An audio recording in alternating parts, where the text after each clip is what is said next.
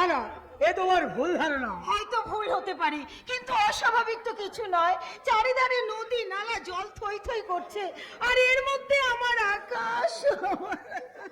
আর পাঁচজনের মতো সুদর্শন হতে না পারে, কিন্তু বিবেক বুদ্ধিতে কারো চেয়ে কোনো অংশে কম না। হ্যাঁ, তাহলে বলো ছেলেটা কোথায় গেল? যে ছেলে কোনোদিন বাড়ি থেকে এক পা বাড়ায়নি, সেই ছেলে আজ 3 দিন না। হলেও আমার মন বলছে শর্মা, ডাক্তার বাবু তাকে খুঁজে নিয়ে আসবে। কিন্তু কিন্তু আমার মন কেন কুগাইছে বলো? আমি যে আমার আকাশকে এক দণ্ড না দেখে থাকতে পারি না গো। আর আমার সেই আকাশ তোমার বুকে ফিরে আসবে শর্মা। তোমার প্রিয় ভালোবাসার পরশ ছেড়ে সে বেশি দিন দূরে থাকতে পারবে না। সে আমিও জানি গো, সে কথা আমিও জানি। জানো, আমার ছেলেটা যে স্নেহের কাঙাল, একটা অবুঝ বালক। আমি না খাইয়ে দিলে তার পেট ভরে না, আমার কোলে মাথা দিয়ে না শুলে তার ঘুম আসে না, আমার গলা জড়িয়ে ধরে গান না গাইলে তার যে দিন কাটে না গো। সেই জন্যই তো বলছি শর্মা, মাতৃদুগ্ধ যদি বিশ্বাস না হয়, যুগে যুগে মায়ের স্নেহ ভালোবাসা তাহলে একদিন মা মা বলে তোমার বুকে ঝাঁপিয়ে পড়বে। সেই দিনটা যে কবে আসবে আমরা কেউ জানি না অমরিদা। ডাক্তারবাবু, আশেপাশে সমস্ত গ্রাম তন্ন করে খুঁজো, আমরা তার সন্ধান পাইনি বৌদি। মানে ঠাকুরপো, তাহলে কি আমার আকাশের কোনো বিপদ? এখনই অতটা ভাবার কোনো কারণ নেই বৌদি, কারণ আমরা তখন শহরে খুঁজতেই যাইনি। শহর, ওর মতো একটা অসহায় ছেলে শহরে গিয়ে গাড়ি ঘোড়া আর কোন নিষ্ঠুর মানুষের মাঝে যদি, না বাবা, শহর মানে নিষ্ঠুর হৃদয়হীন নয়, সেখানেও প্রকৃত মানুষ বাস করে। আমার মা। ওরে বাবা, এই 3 দিন তুই কোথায় ছিলি বাবা? শহরে গিয়েছিলাম মা, সেখানে ওই দাদার সাথে। কলকাতায় গিয়েছিলিস? কিভাবে গিয়েছিলিস? তোমার শরীর খারাপ, দুটো পয়সার জন্য মা মুখে আঁচল চেপে কাঁদে, মাঠে পরের কাজে যাই, তাই আমি। আকাশ, আপনাদের সকলকে মুক্তির হাত থেকে বাঁচাতে কলকাতা গিয়েছিল ভিক্ষা করতে। তাহলে তুমি ওকে গাড়ি যাবার পর হাত থেকে বাঁচিয়ে সম্রাট ভাইয়ের হাতে তুলে দিন, তারপর যা করার সম্রাট ভাই করেছে।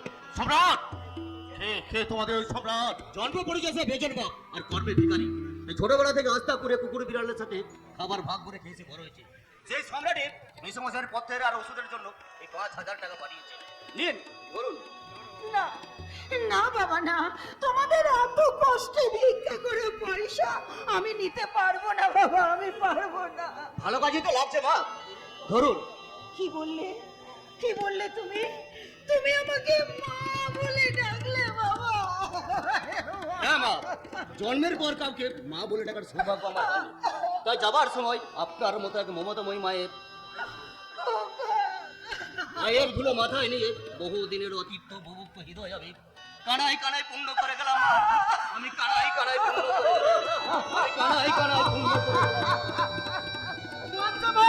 বাচ্চা ভাই, ওই নিষ্ঠুর হৃদয়হীন শহরের বুকে এদের মতো দেবতুল্য মানুষও বাস করে। ওর মা ডাক শুনে আমার হৃদয়, আমার মন এমন শান্ত হয়ে গেল কেন? আজ ওকে দেখে আমার মনে হলো ও যেন আমার কত চেনা, কত আপনজনা। এ বলতে পারে শর্মা, ও তোমার পূর্বজন্মের কোন সন্তান ছিল কিনা? আমার সন্তান। পূর্বজন্ম নয় অমৃতা, হয়তো এই জন্মেরই সন্তান। ডাক্তারবাবু, না মানে তোমাদের যে 5টি সন্তান মারা গেছে তাদের মধ্যে কেউ হয়তো জন্মান্তরে বাচ্চা হয়তো জন্মাতে পারে। ডাক্তারবাবু, আমি ভাবলাম ডাক্তারবাবু। জানো মা, জানো, ওই বাচ্চা ভাই আর সম্রাটটা দুজনে ঠিক দুরকম। বাচ্চা ভাই মা বাবা বলতে একজন, আর সম্রাটটা ওই বাবা মা দুটো কথা একদমই সহ্য করতে পারে না। ওর বাবা মাই নাকি তাকে বেজন্মা আখ্যা দিয়েছে। ঠিক আছে, পরে আমি তোমার সব কথা শুনবো। বৌদি, তুমি ওকে ভেতরে নিয়ে যাও। 3 দিন যে ধকল সহ্য করেছে। না কাকু, না, এই 3 দিন সম্রাটটা আমাকে বুকে আঁকড়ে রেখেছিল। বেশ তো বেশ, ওই তো ডাক্তার কাকু কলকাতায় গেলে ওই সম্রাটকে ধরে নিয়ে আসবে, তারপর আমরা সবাই মিলে একসঙ্গে বসে তোদের সব কথা শুনবো। চল তো চল, এখন ভিতরে চল। চল বাবা, চল। যদিও ভেতরে যাও অবনীদা, এই অসুস্থ শরীর নিয়ে খোলা বাতাস পাওয়ানো ঠিক নয়। যাচ্ছি ডাক্তার বাবু, আকাশ ফিরে এসেছে, আজ আমার বড় আনন্দের দিন। তবু কেন জানি না ওই বাদশা সম্রাট, ওদের জন্য মনটা আমার কেঁদে উঠেছে। না না, ওরা আমার কেউ না, কেউ না। অবনীদা, অমক নেমে ওরাই যে তোমার জীবনের শ্রেষ্ঠ সম্পদ হবে না কে বলতে পারে। আমার ধারণা যদি মিথ্যে না হয়, আমি যে এতদিন মিথ্যার জালে জড়িয়ে আছি তা কুচি কুচি করে কেটে সত্যের সূর্যের প্রকাশ হবই। আর আবার এতদিনে মহা ভুলে প্রায়শ্চিত্ত করতে হবে। তোমার ওই বুকের তাজা কে তুমি? আর আমার পরিচয় তোমার কাছে সুখবর হবে না ডাক্তার। আর আমি তোমার জীবনের বিভীষিকা, মৃত্যুর দূত।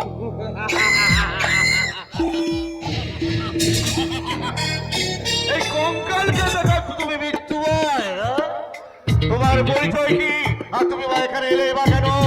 আজ থেকে 22 বছর আগে সোনারপুর গ্রামীণ হাসপাতালের কথা মনে আছে ডাক্তার? কিন্তু সেই হাসপাতালের সঙ্গে তোমার কিসের সম্পর্ক? আর আমি সেই জিনিসের ম্যানেজার রতিম ব্যানার্জি। আর তোমার বুকের তাজা রক্ত চুষে গেছে, ইডি সাহেব আমাকে এখানে পাঠিয়েছে। আমার অপরাধ, এই দিনের কথার কোনো মর্যাদা রাখনি তুমি।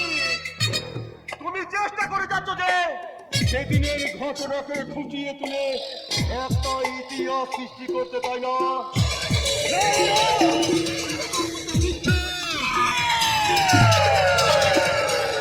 It is true.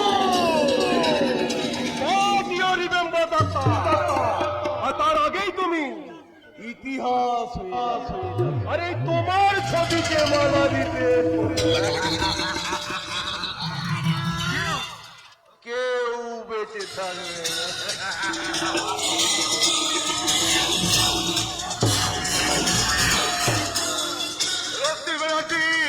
তুমি আগুন নিয়ে খেলা করছো। তুমি জানো না আমার গায়ে হাজার মহল কত বিতরণ কত ভয়ঙ্কর হতে পারে। সত্যি ব্যানার্জি, বারে বারে ঘুঘু তুমি খেয়ে যাও ধান, ধরা পড়নি কারো হাতে। এবার তুমি বুঝবে চাঁদু, ওস্তাদের মাঠ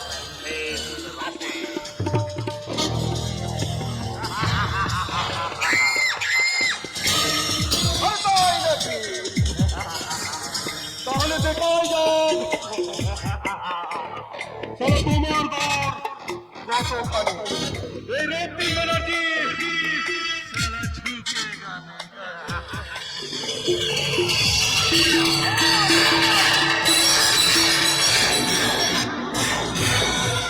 উস্তাদের মার শেষ রাতে, শেষ রাতে উস্তাদকে পাবে। শালা, যে যখন সুযোগ পাচ্ছে সবাই আমার ঝুমকাকে একটু একটু করে চুলকে দিচ্ছে, তাহলে আমার প্রেম করে কি লাভ? আজ থেকে আমি ওই প্রেম করে সব ছেড়ে দিলাম। তা তুই শালা আমার কোথায় গেলি কবে রে যে ছেড়ে দিচ্ছিস?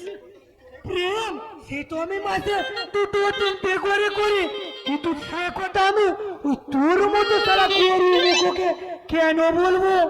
বলতে হবে না রে শালা, কারণ আমি তো জানি যে তোর মতোই উৎকপালের ভাগ্যে প্রেম টেমে জুটবে না রে শালা। আরে না জুটলে আমি তো আর তোর মতো সারা লোকের খিলখিল তোর যে ঠেলতে যাই না। কি বললি রে বেটা? আমি যাই লোকের বাড়িতে হাড়ি মারতে। আরে না না না না, শুধু হাড়ি নয়, তুই শালা ওই স্বামী স্ত্রীর সম্পর্কটাকে একেবারে ওই চুলকিয়ে দিয়ে লোকের বউকে হাতিয়ে নেবার চেষ্টা করিস। মুখ সামনে কথা বলবি, জানিস?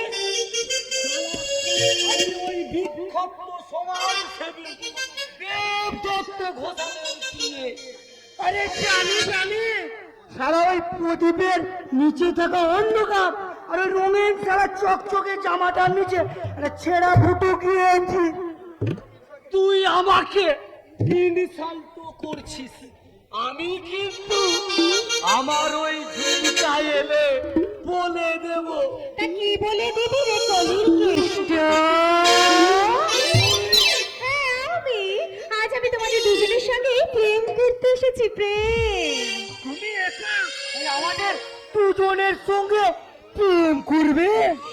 তাতে কি হয়েছে? এই পাড়ার মেয়েদের দেখো না, একটা মেয়ে 5 জন ছেলের সঙ্গে প্রেম করছে। এই সকালে যাচ্ছে রামের সঙ্গে ঘুরতে, বিকেলে আবার শ্যামের বুকে মাথা রেখে ঘুমোচ্ছে, আবার রাত্রে স্বপনের সঙ্গে নাইট শোতেও যাচ্ছে।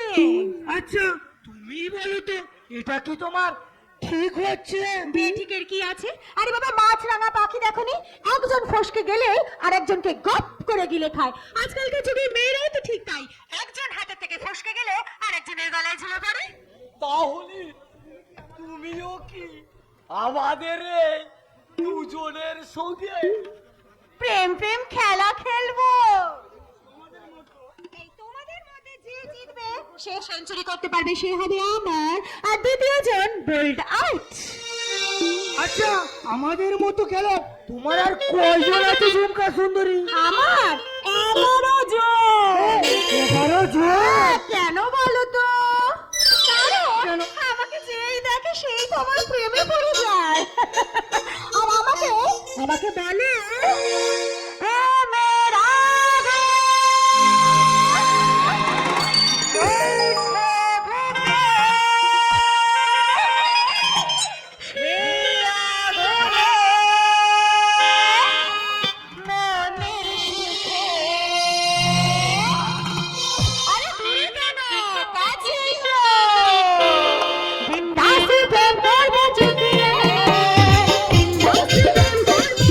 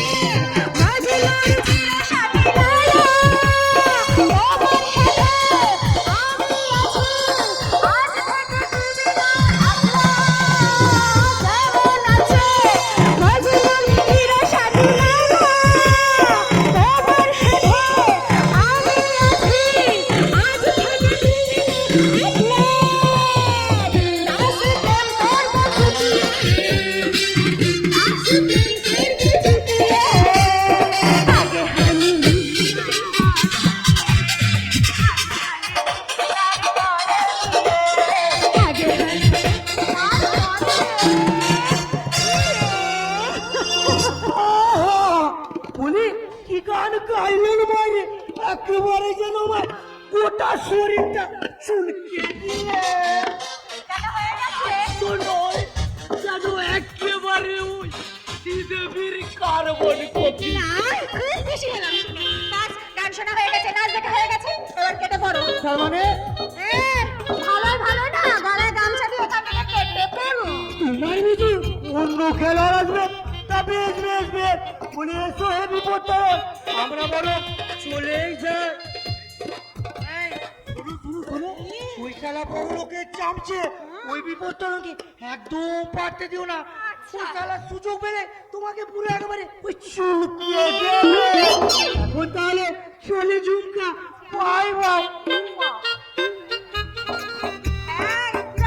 তুমি দাঁড়িয়ে আছো কেন? যাও। হাল ছড়ার পাত্র আমি নই মিস ঝুমকা সুন্দরী। তার মানে মানে জলের মতো সোজা মিস ঝুমকা।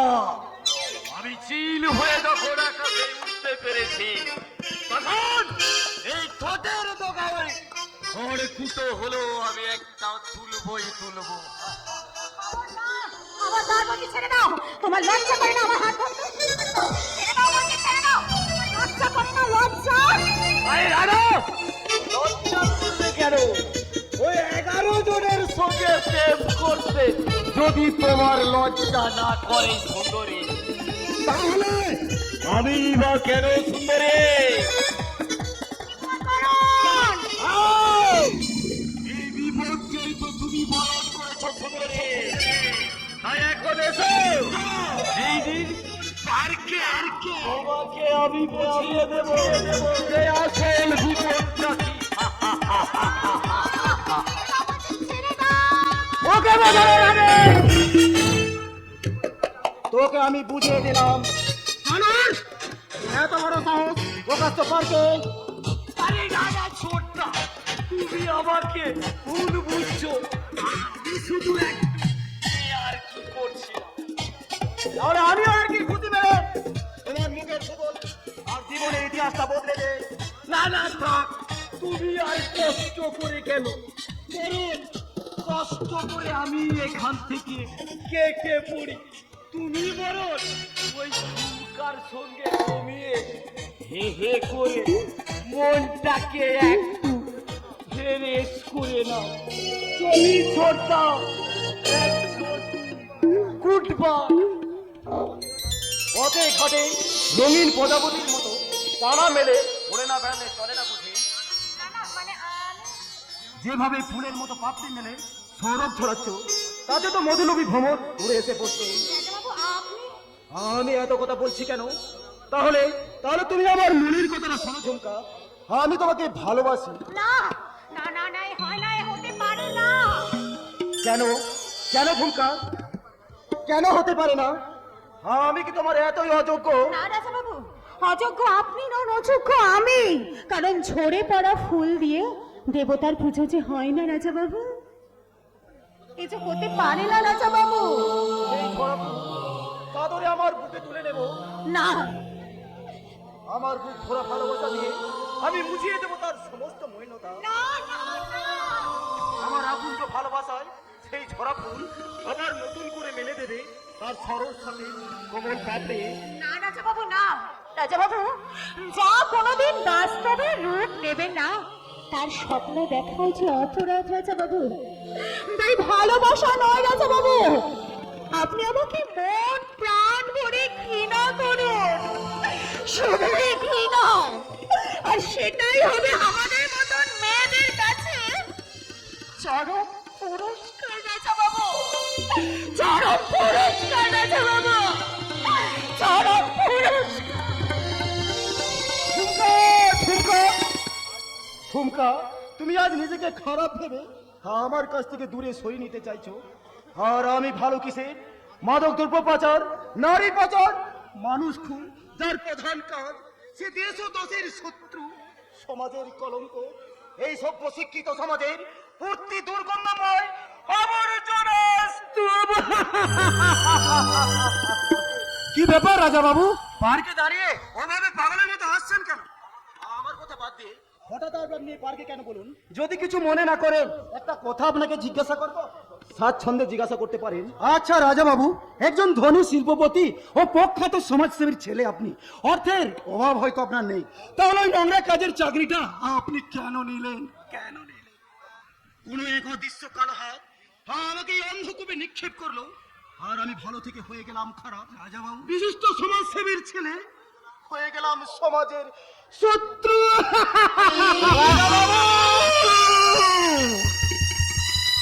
আমি না না, নাটক নয়, নাটক নয় বাচ্চা, নাটক নয়।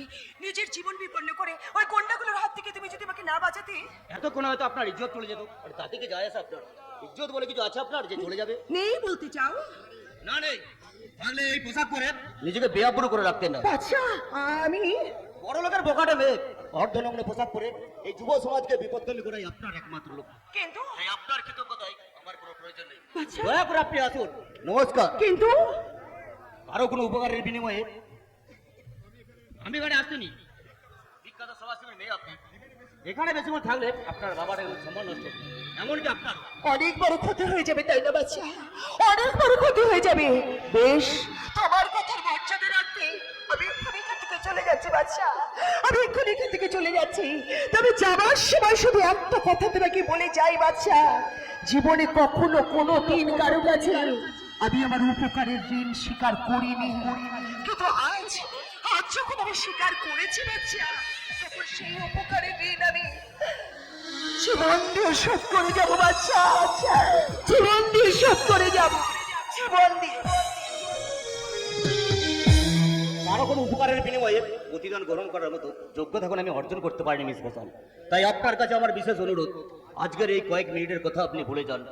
নিশ্চুপ রিক্ত বেকার ছেলে আমি, আপনার কাছ থেকে প্রতিদান নেবার মতো ধৃষ্টতা আমার নেই। ওলা আকাশের নিচে পাগলের মতো কাজ থেকে ভোগছে নিজের নসিবের সঙ্গে ভাইজান। বল সোনার পথে কখন ফিরলে? অনেকক্ষণ তোমার জন্য বাড়িতে বসে থেকে থেকে দূর পাগলা, আমি তো বলছি এই সময় কারখানায় থাকে, যাক কোথায় কোনো আশার আলো দেখতে পেলি? শুধু আসার আলো নয় ভাইজান, আসার সূর্যকে আমি হাতের মুঠে পেয়েছি। তাই নাকি? তা কোথায় কি চাকরি পেয়েছে? হোটেল উর্বশীতে বিখ্যাত সমাজসেবী দেবদত্ত হোটেলের কোথায় চাকরি দেবেন মিস্টার ডিডি সাহেব। না না, আমি তোকে খেটে খাবো তোমার শয়তান দিদি সাহেবের কাছে, তোকে আমি চাকরি করতে দেবো না। কিন্তু কেন দেবে না? আর ডিডি সাহেবকে শয়তানি ভাবছে কেন? যাকে তুমি চেনো না জানো না। জানে জানে, ওই শয়তানটাকে আমি খুব ভালো করে চেনে।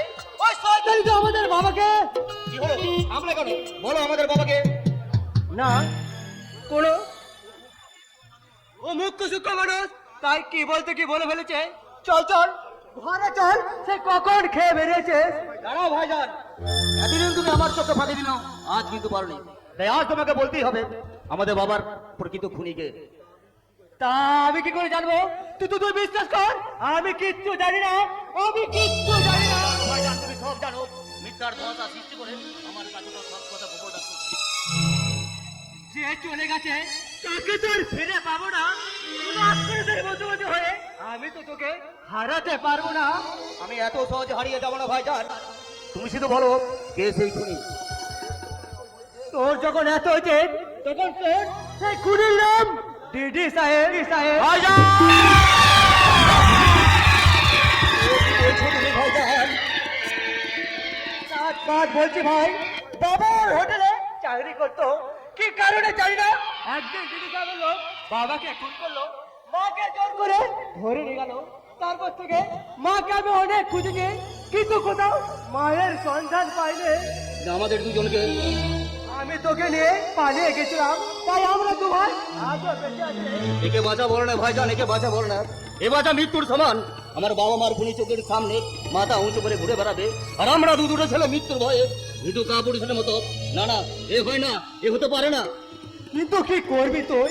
ওদের কোটি কোটি টাকা আছে, সেই টাকার জোরে হাজার হাজার গুন্ডা বসে রেখেছে, গুন্ডা তাদের কপালে নেয়। আমি পুরবো না ভাইজান, আমি পুরবো না। শুধু মনে রাখো, বাবু বল জানে পড়াতো, বুদ্ধি বল সেখানে জয়ী। দয়া করো ভাইজান, দয়া করো ভাইজান, তোমার দয়া মাথায় নিয়ে আমি বুদ্ধির জোরে খুঁজে বের করবো আমার বাবা মার। তারপর আমি একটা করে রাখবো আমার বুদ্ধি শুনে যাচ্ছে। আমি কাজ করতে জঙ্গলে ঢুকে ওই বিবস্ত্রবাদ আমি শিকার করে বেরোবোই বেরোবো। স্বীকার করে নেব, যে তোকে মনে প্রাণে ভালোবাসে তার সেই ভালোবাসাকে অস্বীকার করে তুই হাতের লোককে পায়ে ঠেলবি কেন? কিন্তু দাদা, রাজা যে বড় লোকের ছেলে, কোনো বিপাকে পড়ে হোটেলে চাকরি করতে এসেছে ঠিকই, কিন্তু কিছুদিন পর ও যদি... কেন? তোর কি দাদা কি মারা গেছে? ওরে বোন, যার দীর্ঘ জীবন কামনা করে তুই এই জমের দুয়ারে কাটা দিস, যার হাতে রাখি বেঁধে দিয়ে তুই ভাই বোনের সম্পর্কটাকে মজবুত করিস, তোর সেই দাদা তোর সেই ভাঙা স্বপ্নগুলোকে জোড়া লাগাতে প্রয়োজন হলে সে তার জীবন দেবে, তবু তবু তার একমাত্র আদরণী বোনের চোখে এক ফোঁটা অশ্রু ঝরতেছি কখনো দেবে না। দাদা, লজ্জা কি রে বোন? এই দাদা ছাড়া তোর তো আর কেউ নেই, তাই তাই তোর সব ব্যবস্থা তো আমাকেই করতে হবে। আর তুই তোর মনের কথাগুলো তোর এই দাদাকে ছাড়া কাকে বলবি বল? তাহলে আমি আমার মনের কথা বলবো।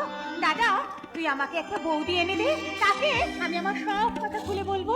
এই তোর আর কি হচ্ছে? আমি বিয়ে করলে এই বস্তির অভাগাগুলোকে দেখবে কে? দাদা, ওদের ওই দায়ে বিপদে কে ওদের পাশে এসে দাঁড়াবে? দাদা, আমি বেকার, বিয়ে করে বউকেই বা খাবো কি? আর তাছাড়া দাদা গো, বলি তুমিও তো আমার ওই প্রেমটাকে চুলকে আমাকে একবারে সারা 12 কাটা আল ধরিয়ে দিয়ে। আরে সে কি, কেন? আমার ওই কতদিনের সাথ আমি এই ঝুমকাকে বিয়ে করবো, আর তুমি ওই চুলকে দিতে তো কোথায় রাজাকে। আরে না না না না না না না, ও অনেকদিন আগে থেকেই ওকে ভালোবাসতো। আসলে মেয়ে তো, তাই লজ্জায় বলতে পারেনি। আরে বাবা, তোমার সঙ্গে আমার বিয়েটা না হলেও না, ওই রাজার সঙ্গে যখন আমার বিয়েটা হবে, তখন আমি তোমাকে বিয়ে করে মিষ্টি খেতে নেমন্তন্নটা কিন্তু ঠিক করবো। দাদা গো, বলি তাহলে এখন আমার ওই প্রেমটার কি হবে? আরে কোনো চিন্তা করবি না, আমি খুব শীঘ্রই তোর বিয়ে দেবো। কিন্তু সারা কোনো মেয়ে কি আমায় বিয়ে করতে চাইবে? তা হয়তো চাইবে না, তাতেও তোর কোনো চিন্তা নেই। আরে আমি তো ঠিক করেছি, তোর বিয়ে দেবো একটা হিজড়ের সঙ্গে।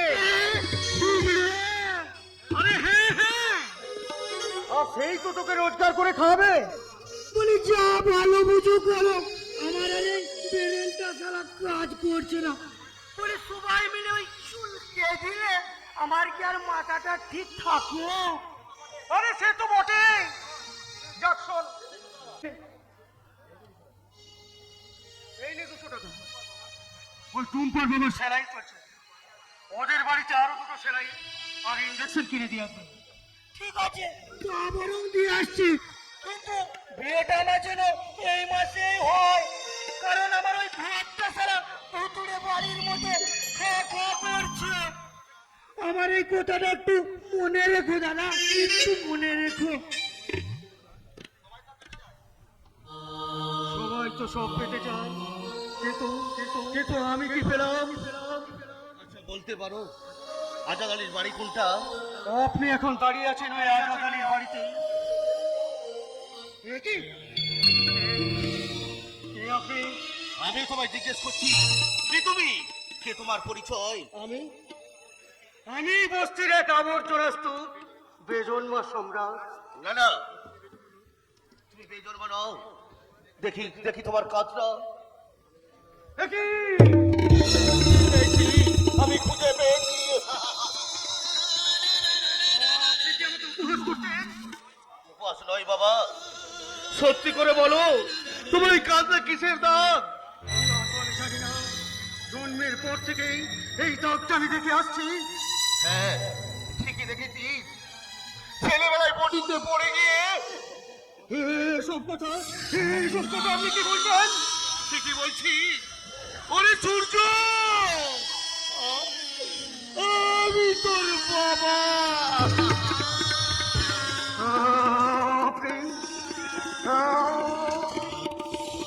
আপনি আমার বাবা? বাবা!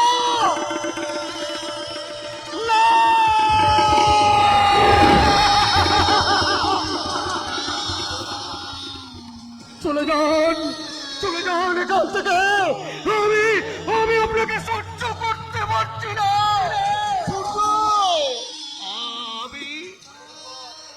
আপনি মানুষ নন, চোখে পোশাকের আড়ালে লুকিয়ে থাকা একটা মানুষ রূপী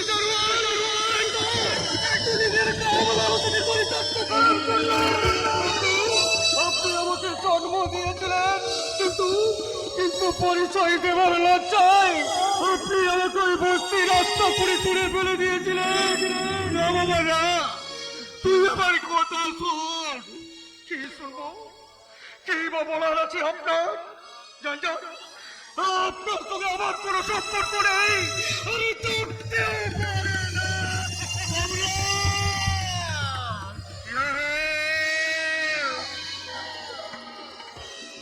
আমি সম্রাট, বেজন্মা সম্রাট। আর এই বস্তির মুখে শেষ কথা বলে এই মুখে ওঠেন সম্রাট। তাই আমি আপনাকে 1 ঘন্টা সময় দিচ্ছি। যদি আপনি প্রাণে বাঁচতে চান তাহলে 1 ঘন্টার মধ্যে এই বস্তিটা ছেড়ে চলে যাবেন। আর জীবনে কখনো পিতা পুত্রের সম্পর্ক নিয়ে আপনি আমার সামনে এসে দাঁড়াবেন না। এটাই হলো এই সম্রাটের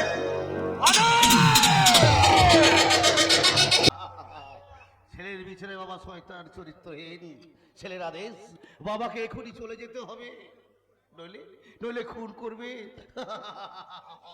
নারে শুনবে না, এত এত সহজে আমি এখান থেকে যাব না। তার আগে বলুন, যা বলুন তাকে সত্যি। হ্যাঁ, ওই সম্রাটই আমার ছেলে। তাহলে কেন ওকে ওই বস্তির নগরে রাস্তা করে ফেলে দিনি বাবা, ওই স্কুলের পথে শয়তান ওকে চুরি করি। বেশ, তাহলে ওর ছোটবেলাকার কোনো চিহ্ন বলুন। ওর কাঁধে একটা কাটা দাগ আছে, আর পরে ছিল নার্স স্কুলের পোশাক, আর গলায় ছিল সোনার চিত্রটা লকেট। দেখুন তো এটা চিনতে পারেন কিনা। হ্যাঁ, এটাই তো আমার সূর্যের গলায় ছিল। এই লোকের ভিতর লেখা আছে আমার জীবন পথে সিতারি সূর্য। এই সম্রাট তো আপনার চিহ্ন, তাহলে আপনি যখন সূর্যর মা কে কিডন্যাপ করে তখন আমি ছিলাম সরারপুর গ্রামের ছাত্র ডাক্তার বিশ্বরূপ চ্যাটার্জি। কিন্তু বর্তমানে তাদের শোকে সেই চাকরি ছেড়ে আমি এক ছন্ন ছাড়া। আজ আপনি সোনারপুরে ফিরে যান। 2-1 দিনের মধ্যে এই সম্রাট সোনারপুরে গিয়ে বাবা বলে আপনার পায়ে লুটে পড়বে। কি বলছো বাবা, তোমার কথা? হ্যাঁ চাচা, এই আজাদানে ওদের খেলাপ করে না। তার মানে তোমার বাবার নাম আমজাদ আলী খান আর তোমার ছোট ভাইয়ের নাম বাদশাহ। কিন্তু আপনি জানি জানি, আমি সবই জানি। তুমি কি জানো ওই বাদশাহ তোমার ছোট ভাই নয়? জানে কোন হয়েও মৃত্যুর আগে বাবা আমার সব বলে গেছেন। বাবার কোথার মজুর রাখতে বাচ্চাকে আমি উচ্চ শিক্ষিত করেছে। তাহলে বাদশাহ এখন কোথায়? বাবার খুনের বদলা নিতে হোটেল উর্বশীতে চাকরি নিয়েছে।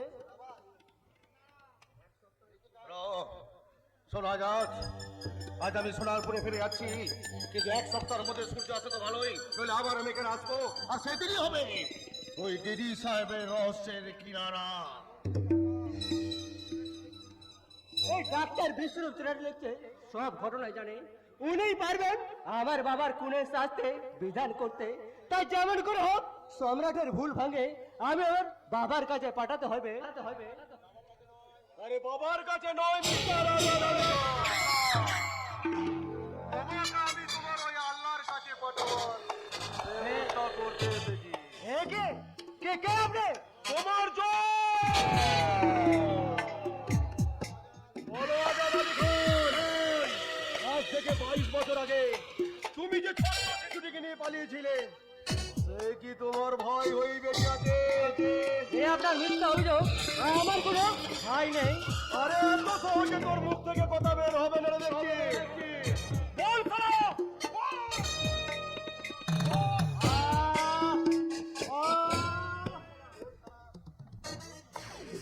আরে শোন শালা, ওই শিশুটাকে তোর বাবার মেরে ফেলার কথা ছিল, আর সে কথা অমান্য করে তোর বাবাও জীবন দিয়েছে, আর তুই না করলে তোরও সে একই অবস্থায় হবে। তোমাকে কতবার বলবো যে আমি ছাড়া আমার কোনো ভাই নেই।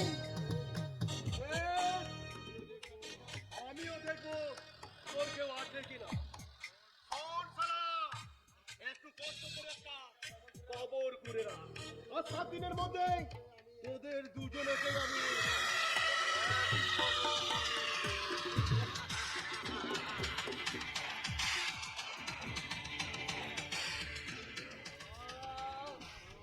না, তা তুই কোনোদিনই পারবি না শয়তান। বড় দুধের কবর ঘোরার জন্য আমার ভাই বাচ্চা ভাই যা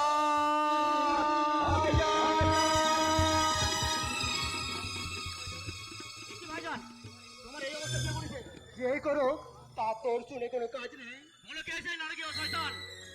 মাথা গরম করে কি লাভ হয়? শুধু একটা কথা শুনে রাখ, বাবাকে খুন করার পর আমাদের 2 ভাইকে শেষ করে দেওয়ার যে অতৃপ্ত বাসনা ওই শয়তানদের মনে ছিল আবার তা সক্রিয় হয়ে উঠেছে। আমার মনে হয় ডিডি নয় তো রক্তিম ব্যানার্জি। রক্তিম ব্যানার্জি তোমাদের এখন তুই ওদের কিছুই করবি না, তাহলে তুই নিজে হয়তো মরতে পারবে কিন্তু ওদের মারতে পারবি না। কিন্তু ভাইজান, না কোনো কিন্তু নয়, তোরই কথা মতো বাহু বলে নয় বুদ্ধি বলে তোকে বাঁচতে হবে। তাই আজ থেকে তোর পরিচয় বদলে হয়ে যা হিন্দু ছিলি। আজ থেকে তোর সঙ্গে আমার কোনো সম্পর্ক নেই, কোনো সম্পর্ক নেই। কি বলছো ভাইজান? আমি নিজে বাঁচার জন্য তোমার সঙ্গে সম্পর্ক শেষ করবো? হ্যাঁ করবে, কারণ তুই বাঁচলে আমাকে তো বাঁচাতে পারবে।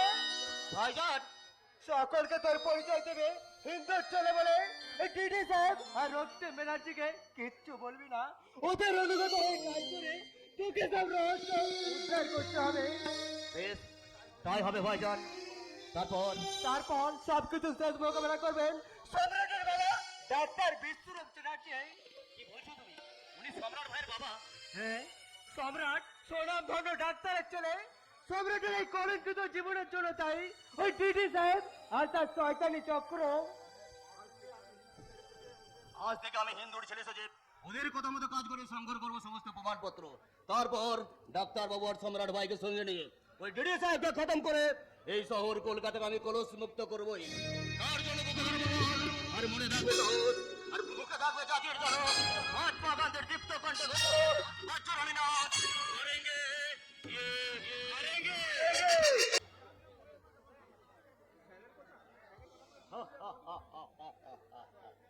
স্যারের কথা মতো দিদিমণি আর বৌদিমণি দুটো ডাসা কাশ্মীরি আপেল এখানে নিয়ে এসেছি, কিন্তু আমি একা কটা খাবো রে বাবা?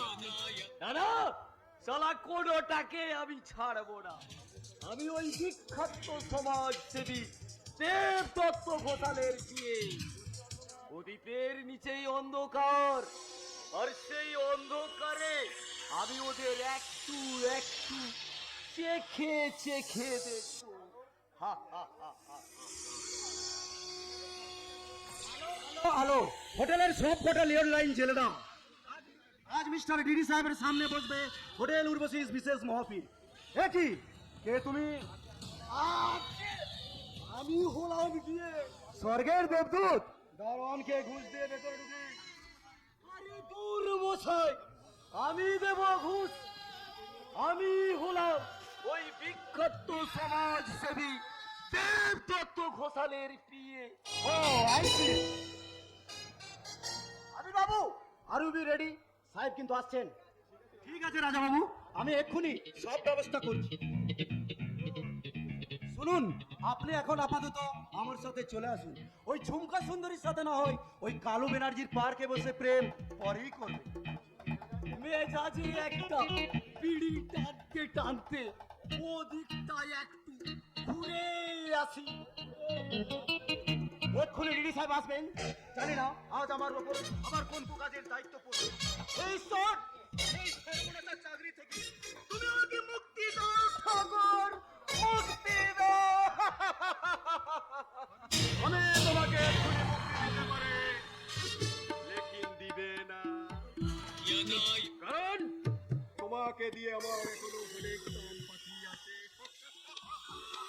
বলুন স্যার, এরপর আমার দায়িত্ব কি?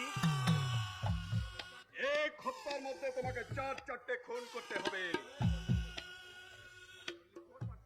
অনলি 4%।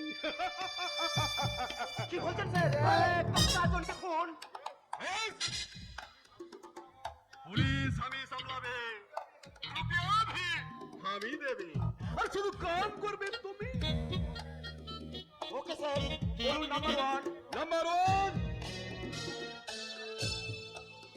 सोनार गुड़गांव का चाचा बोनी राय। अरे नंबर 2, he's white. और number 3, he's only for son. और नंबर 4, हमारे पहले डॉक्टर विश्वजीत चटर्जी। এই চাচা দুটোকে মেরে কি লাভ? তুমি বুঝবে না, আমি ডিডি সাহেব আছে, আমি রিক্সি নাহি নিবে, ওই খেসারত নাই দিবে, আমার ব্যবসা শুধু প্রফিটে চলবে, প্রফিট। रखता ये सर, आपको डाल दो और ट्रांसफर करो।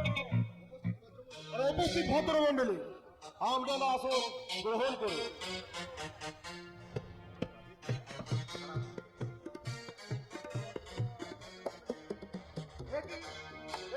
বৌদি তোমরা এখানে? বাবার কথা রাখতে আমরা এখানে এসেছি ভাববো। তাতে কি হয়েছে বৌদি? তাতে কি হয়েছে? আজকালকার যুগে মডার্ন যুগে সব বাড়ি মেয়ে বউরাই তো পার্টিতে যাচ্ছে, মদ খাচ্ছে, নাচছে, গাইছে।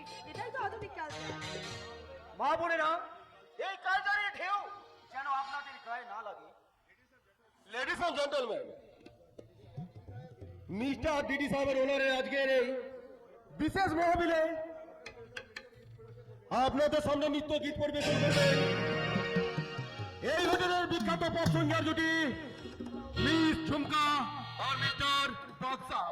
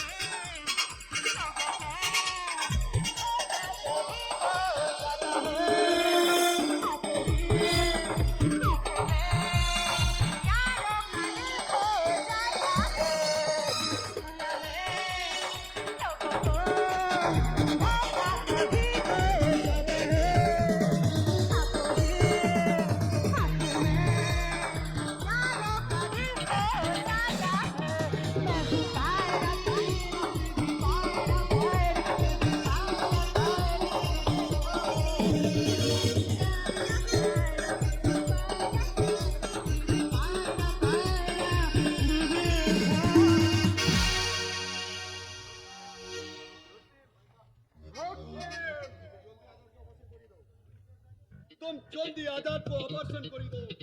Okay sir. আপনি নিশ্চিন্ত থাকুন স্যার, আজাদ আর তার ভাইয়ের শেষ ফয়সালা করার দায়িত্ব আমার। রাজা তোমার কম অবশ্যই সাবজেক্ট করে ফিরে আসো স্যার। বৌদি এই না, তোমরা বাড়ি ফিরে যাও। আমি আমার কাজ শেষ করতে চললাম।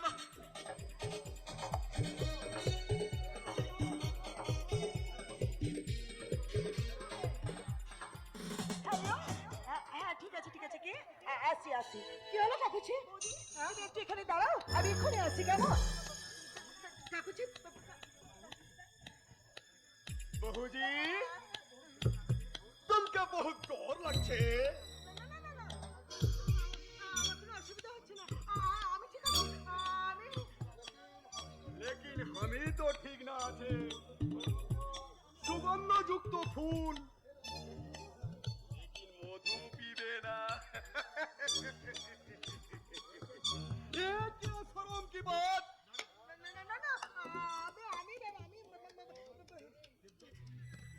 हमारे दोस्त तो घोषाल का बहू जी আছে। अरे सिर्फ एक मिनट के लिए तुम हो जाओ हमारा बीवी।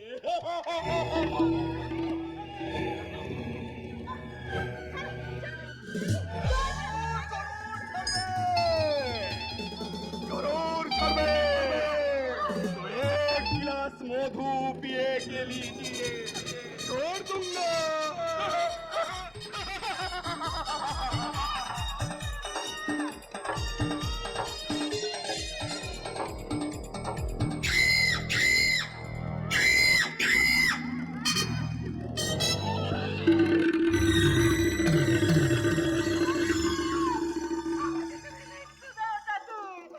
আমাকে তুমি নিত্য দাও ভগবান। तुम আমাকে চিয়ে নিয়েছে और तुझे আমি জিন্দা ছাড়বে না। ওই ভগবান ছাড়তে পারে, তব এই কলির ভগবান।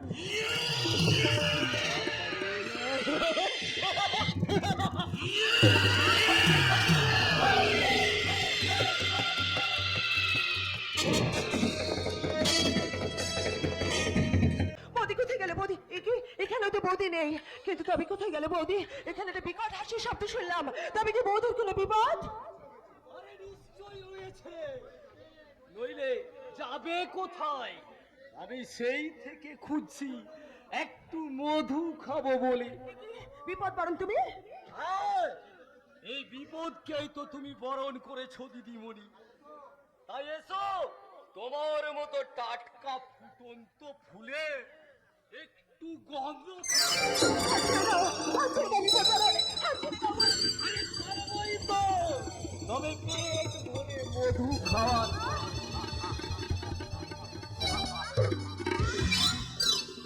আরে মধু এখানে খাবি নাকি এটা থেকে খাবি রে শালা জানোয়ার?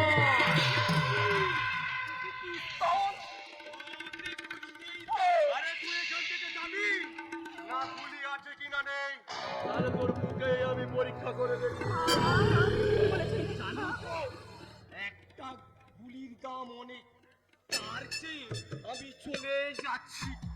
তবে দেখো ভাইয়া, এই বাহাতে মাছি তাড়িয়ে ডান হাতে যেন গপ গপ করে গিলে খেও না। শালা জানোয়ার কোথায়? একটা সম্মানিত বাড়ির ভদ্র পরিবারের মেয়েকে কিভাবে সম্মান জানাতে হয় সেই জ্ঞানটুকু বোঝেন না। আপনি ঠিকই বলেছেন, আপনি ঠিক সময় এসে না বলে। ওই ছোট লোকটার হাতে আপনার ইজ্জত চলে যেত। কি বলছেন আপনি?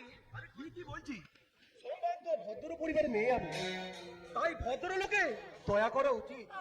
তাছাড়া এই রতিম ব্যানার্জি থাকতে আপনি যাকে তাকে দয়া করবেন কেন? চলুন আমার সাথে। কোথায়? আমি কেন আসে না আমার ঘরে, চাঁদ কেন আসে না আমার বেডরুমে।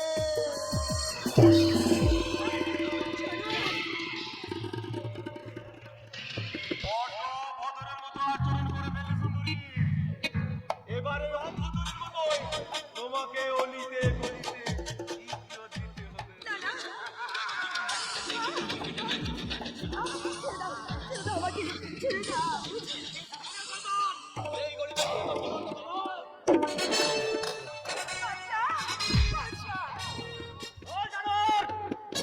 আর কতদিন এই ভদ্র মেয়ের ইজ্জত নিয়ে ছেলেমেয়ে খেলবে?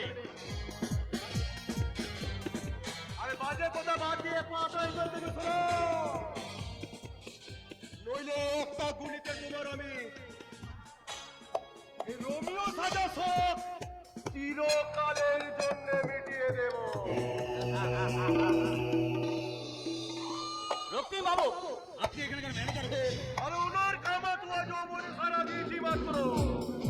তার মানে আরে যে সব মেয়েরা এই অর্ধ উলঙ্গ পোশাক করে পথে ঘাটে হোটেলে নৃত্য করে বেড়ায়, সেসব বিক্রতর মেয়েদের উপযুক্ত শাস্তি দেওয়ার এটাই একমাত্র পথ।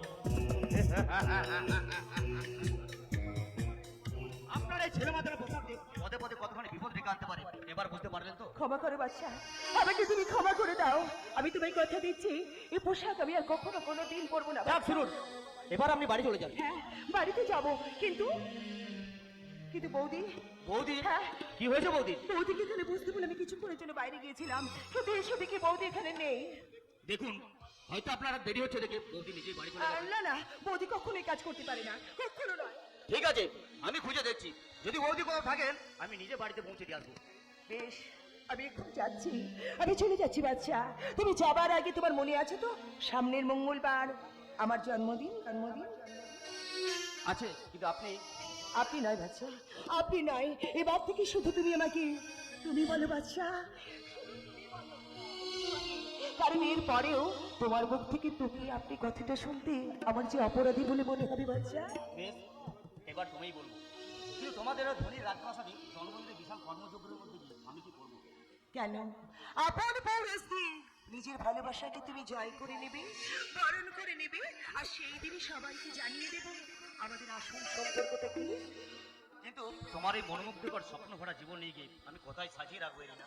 তোমার বস্তিতে রাখবে, তাও যদি না পারো গাছতলায় রাখবে, আর সেই গাছতলাতেই হবে তুমি আর আমি, শুধু জীবনের খেলা ঘর, হাসিয়া গানে ভরে তুলব যত ব্যথা দুজনে ভুলব।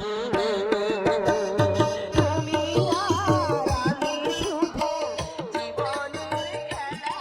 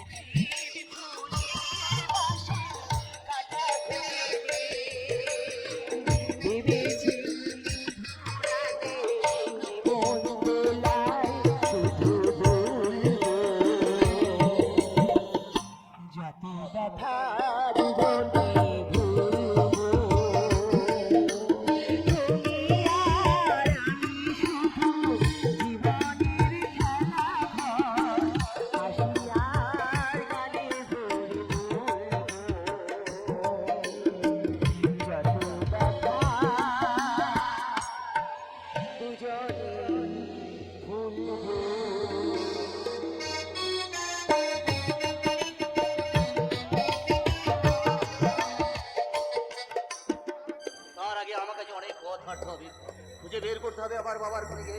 শয়তানদের হাত থেকে নিজেকে বাঁচতে হবে, তেমনি বাঁচাতে হবে আমার ভাইজানকে। এমনি বিপদ সংকুল জীবনেও মনের মধ্যে বাঁধা মাঝে আসার স্বপ্ন, ধন্য আশা কোকিলে তোমার মায়ার মুগ্ধ মানবের মন, মুগ্ধ ত্রিভুবন। সান্ত্বনার বাণী কেন শোনাচ্ছ মা? আমি তো জানি ওই নিয়তির নির্মম পরিহাসে আমার জন্ম, আর ভাগ্যের কুচক্রে ঘেরাই আমার জীবন। না বাবা না, আকাশ কখনো মেঘাচ্ছন্ন হয়ে থাকে না। দেখবি দুর্ভাগ্যের কালো মেঘ কেটে গিয়ে সত্যের সূর্য একদিন উঠবেই। কবে কবে সেদিন আসবে মা? এই দেখ, তোর ডাক্তারবাবু কলকাতা থেকে ফিরে এসে তোকে যে বিদেশে নিয়ে যাবে বলেছে বাবা।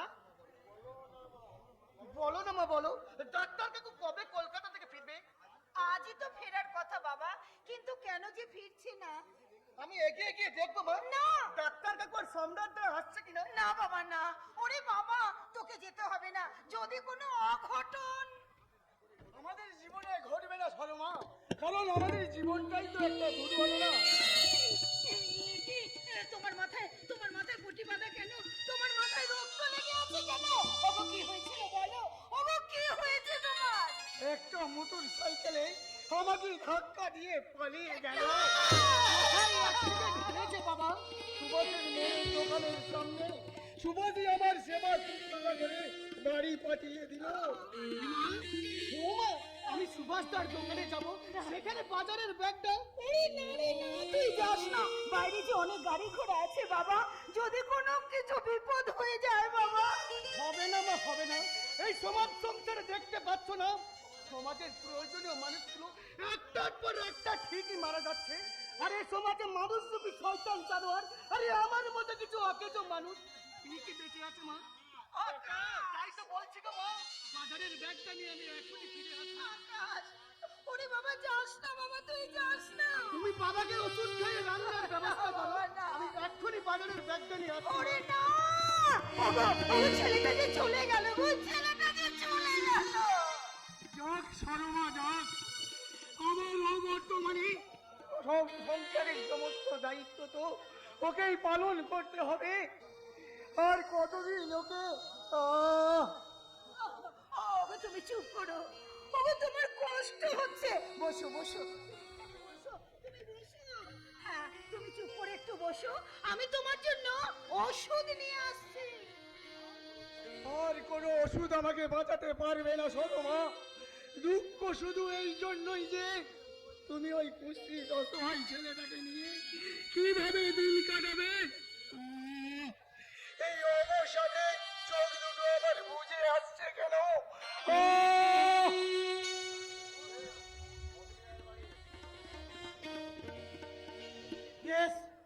এটাই অবনী রায়ের বাড়ি, কিন্তু ও কি কে যেন ওখানে ঘুমাচ্ছে।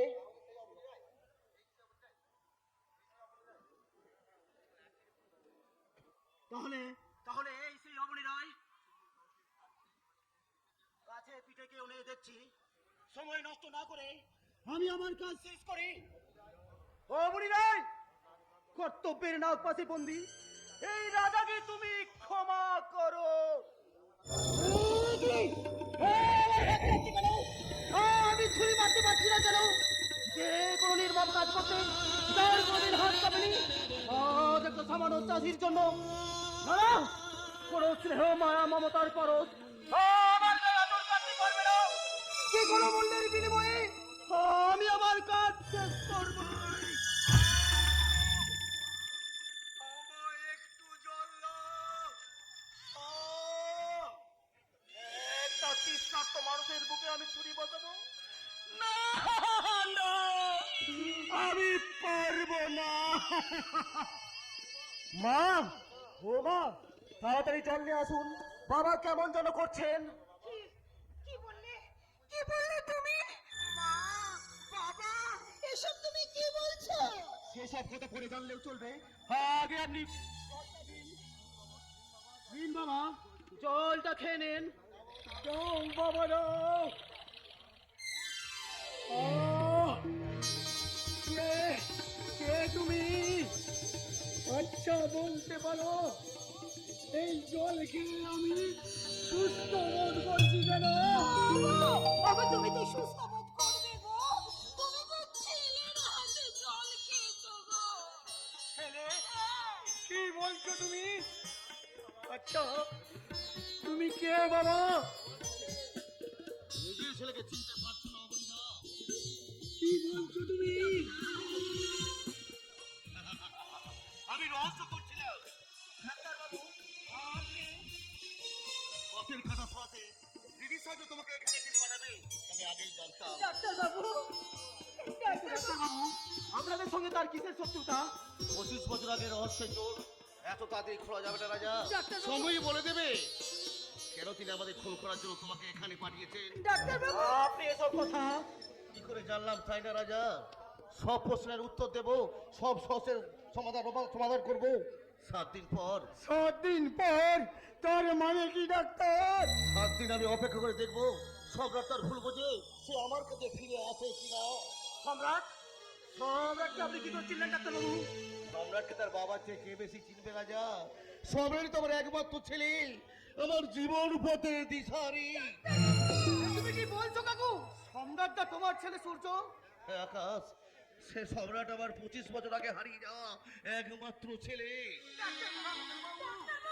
বলুন ডাক্তার বাবু, কেন তাকে সঙ্গে করে নিয়ে আসলেন না বলুন?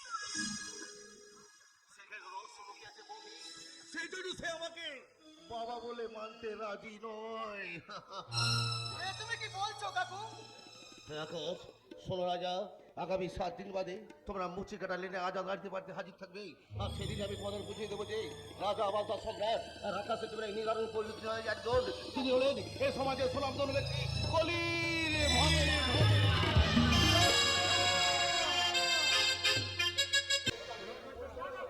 প্রণাম ধন্য সমাজ সেবক এই কলির ভগবানের পুত্রবধূ কিডন্যাপ হওয়ার 72 ঘন্টার পার হয়ে যাওয়ার পরেও এখনো পুলিশ তার কোনো সন্ধান দিতে পারলো না।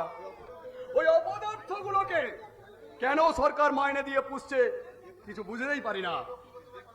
এই দেবদত্ত প্লাসের লক্ষ্মী প্রতিমা এখনো খুঁজে পাওয়া যাচ্ছে না।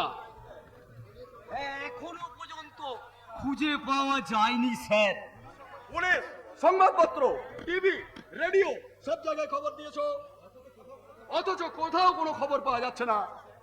আচ্ছা স্যার, বলি বর্দা কবে বাড়ি ফিরবেন? বেচারা দুর্ঘটনায় অন্ধ হয়ে আজই বাড়ি ফেরার কথা আছে। আমি শুধু ভাবছি ছেলেটাকে আমি কি জবাব দেব। কি আর করবেন, বিপদ তো কাউকে জানিয়ে আসে না স্যার। আজ কি তাহলে ওই দিদিমণির জন্মদিনের অনুষ্ঠান বন্ধ করে দেবেন? না না না, তাও কি করে হয়? বাড়িতে সমস্ত অতিথিরা এসে গেছে, এই অবস্থায় অনুষ্ঠান আমি কেমন করে বন্ধ করে দিই? বলে আমার কিছু করার নেই ড্যাডি, কিছু করার নেই, কারণ এই মানসিক অবস্থায় কেক কাটা আমার পক্ষে সম্ভব নয়। তোমার মনের অবস্থা আমি বুঝতে পারছি ড্যাডি, এই সামাজিকতার কথা চিন্তা করে অনুষ্ঠানটা তো আর বন্ধ করা যায় না। ড্যাডি তুমি কোথায় যাচ্ছ? ড্যাডি কোথায় যাচ্ছ তুমি? জীবনে যত দুঃখ দুর্দশায় থাক না কেন, কর্তব্যের পথে অবহেলা করার কোনো অধিকার আমার নেই। ড্যাডি, তাই আমি চললাম ভিতরে আমার বাড়িতে যে সমস্ত অতিথিরা এসেছে এর আপ্যায়ন করতে। হ্যাঁ, তোমরা প্রস্তুত থেকো, যত তাড়াতাড়ি সম্ভব অনুষ্ঠানটাকে শেষ করতে হবে। আমিও তাহলে দাঁড়াও শয়তান, আজ আমার জন্মদিন, তাই তুমি নিষ্কৃতি পেয়ে গেলে এত সহজে। কিন্তু কাল যদি বাড়ির ত্রিসীমানায় আমি তোমায় দেখতে পাই, তাহলে তোমার চিতা জ্বালানোর ব্যবস্থা আমি করে দেব। কি বিপদ! আমি মাথা হিট করে এই মুহূর্তে এখান থেকে বেরিয়ে যাও। Out, get out. ওরে বাবারে, কোথায় বলে বাঘে ঝুলিয়ে 18 ঘা, পুলিশে ঝুলিয়ে 36 ঘা। আরে এরকম সুন্দরী মেয়ে মানুষ ঝুলিয়ে একেবারে গুনে গুনে 72 ঘা। দাদা, আমার বৌদি কোথায় আছে, কি অবস্থায় আছে আমি কিচ্ছু জানি না। ওগো ঈশ্বর, আমার বৌদিকে তুমি ফিরিয়ে দাও, আমার বৌদিকে তুমি ফিরিয়ে দাও। দাদা যখন বাড়ি ফিরে আসছে আজকে অসময়ে, বৌদিকে দাদার পাশে না থাকে। কি হলো দিদি, তোমার বাদশা যে এখনো ফিরলো না? আমার পাশে না থাকলেও তোমার রাজাবাবু তো তোমার পাশে আছে বৌদি। থাকবে, কারণ আমি যে তাকে বশ করে রেখেছি। হ্যাঁ, তোমার জন্য একটা বশীকরণ মাদুলি এনে দেবো। না বাবা, আচ্ছা বস্করের মাদুলি কি তো আমার কোনো প্রয়োজন হবে না। ভালোবাসার টান থাকলে এমনিতেই আমি তোকে কাছে টেনে নেব। কিন্তু এদিকে যে সবাই খুব ব্যস্ত হয়ে পড়েছে। আরে বাবা, অনেক দেরি হয়ে যাচ্ছে যে। ঠিক আছে ঠিক আছে, তুমি ছোটদাকে কেক আনতে বলো, আমি কেক কাটবো। বেশ, তাহলে কিন্তু আমি কেক আনতে বলছি। এই যে রাজা বাবু, আরে বাবা ভেতর থেকে কেকটা নিয়ে আসুন।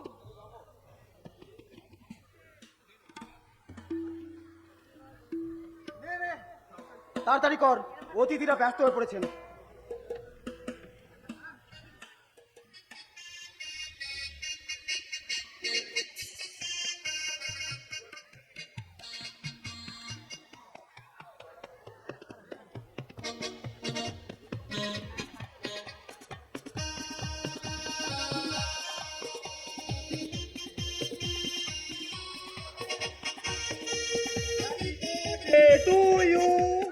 Happy birthday to you.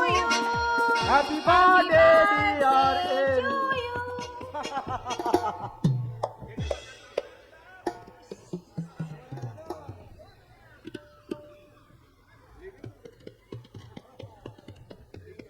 Ladies and gentlemen, আজকের এই শুভ জন্মদিনের অনুষ্ঠানকে স্মরণীয় করে রাখতে আপনাদের সামনে সঙ্গীত পরিবেশন করবেন আমার একমাত্র বোন মিস এরিনা। চলো ঝুমকা, আমরা ওদিকটা গিয়ে গান শুনি। চলো। কেক দিয়ে যাও, তাড়াতাড়ি এসো।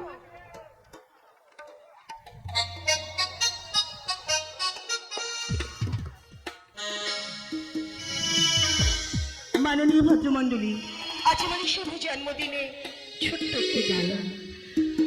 কথা হয়েছিল তবু কথা হলো না, আজি সবাই এসেছে শুধু তুমি এলে না, শুধু তুমি এলে না। কথা হয়েছিল তবু কথা হলো না, আজি সবাই এসেছে শুধু তুমি এলে না, শুধু তুমি এলে না।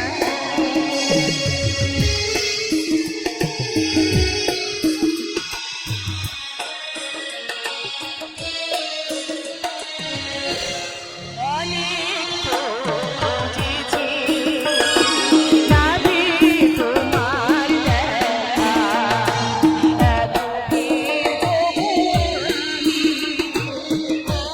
আজ কেন অনেক তো বুঝেছি নাবি তোমার দেখা, এত কি তবু আমি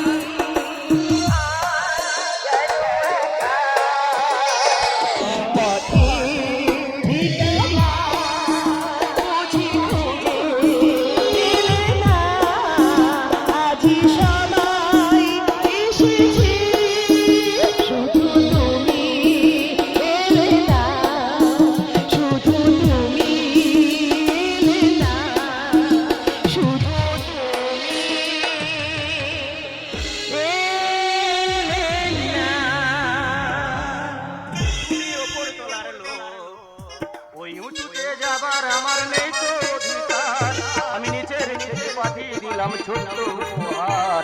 তুমি আমার বন্ধু, তুমি আমার, তুমি ওপর তোলার লোক, ওই উঁচুতে যাবার আমার নেই তো অধিকার, আমি নিচের নিচে পাঠিয়ে দিলাম ছোট্ট উপহার। তুমি আমার বন্ধু, তুমি আমার। বাচ্চা তুমি এসেছো, বাচ্চা তুমি এসেছো।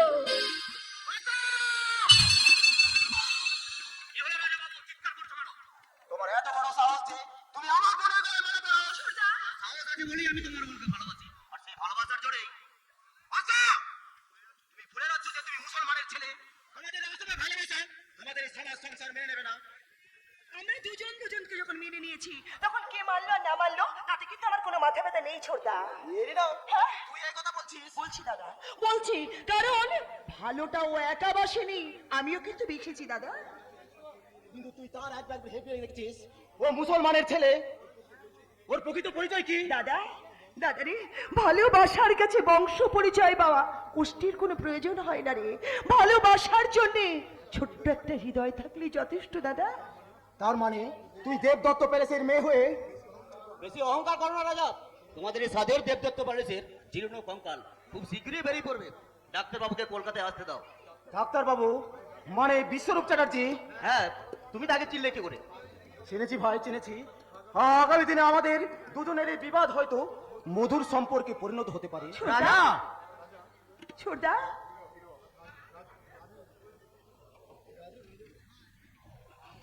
রাজা রাজা এ বিনা, তোরা কোথায় রে বোন? আমি যে তোদের দেখতে পাচ্ছি না।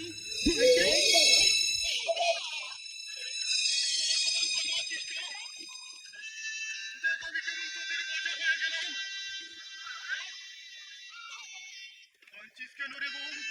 কাঁদছিস কেন? ভাগ্যের নিষ্ঠুরতার বিরুদ্ধে কেঁদে মনকে সান্ত্বনা দেওয়া যায় ঠিকই, কিন্তু কিন্তু মানুষের বিরুদ্ধে কেঁদে কি লাভ বলতে পারি। দাদা তুমি কি বলছো? আমি ঠিকই বলছি রে রাজা। জানিস জানিস ভাই, আমার এই চোখ দুটো কোনো দুর্ঘটনায় নষ্ট হয়নি। কোনো এক মানুষরূপী শয়তান তার চক্রান্তে আমার এই চোখ দুটোকে কেড়ে নিয়েছে ভাই। দাদা, আপনার অন্ধ হয়ে যাওয়া আর বউদের কিডন্যাপ হওয়ার পেছনে যে অদৃশ্য কালো হাত আছে, তাকে আমি 7 দিনের মধ্যে বুঝিয়ে দেবো। এসো জঙ্গা। দাদা আজ আমি আসছি কেমন? প্রয়োজন প্রয়োজন পড়লে আমি আবার আসবো। আজ আমি আসি। রাজা, ওদের কথার তো অর্থ কিছু আমি বুঝতে পারলাম না রে। এর চেয়ে বেশি বুঝতে পারলে তুইও হয়তো পাগল হয়ে যাবি রে বোন, পাগল হয়ে যাবি। সত্যিই আমি পাগল হয়ে যাব রাজীব। আচ্ছা বাবা, আমার কয়েকটা প্রশ্নের আপনি সত্যি উত্তর দিন।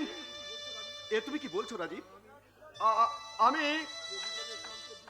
আপনি আমাকে যে বিপদের সংকেত দিয়ে মুম্বাই আর দিল্লিতে পাঠিয়েছিলেন, সেই বিপদের খবরগুলো কে আপনাকে দিয়েছিল বাবা? রাজীব, আর ওই সোনালীকে কে বা কেন ওই হোটেলে পাঠিয়েছিল? আমি পাঠিয়েছিলাম, কিন্তু আমি বুঝতে পারিনি যে কেন বুঝতে পারুনি বাবা? আপনি তো জানতেন ওই দিদি সাহেব হোটেল উর্বশী একটা শয়তানের আগ্রহ। তাহলে বাড়ির বৌমাকে কোন উদ্দেশ্যে পাঠিয়েছিলে বাবা? রাজীব, তুমি কি আমাকে সন্দেহ করছো? দেশবাসীর কাছে আমার চরিত্রে কালি লাগাতে চাইছো? আমি সমাজ সেবক কলির ভগবান, অথচ আমার এই নিজের ছেলে। বাবা, ওইসব কথা বাদ দিয়ে দাদার প্রশ্নের উত্তর দিন। আমি কিছুই বুঝতে পারছি না রে বাবা। আমার জানা নেই যে কোন দেবতার মধ্যে কতটা দেবত্ব আর কতটা শয়তানি লুকিয়ে আছে।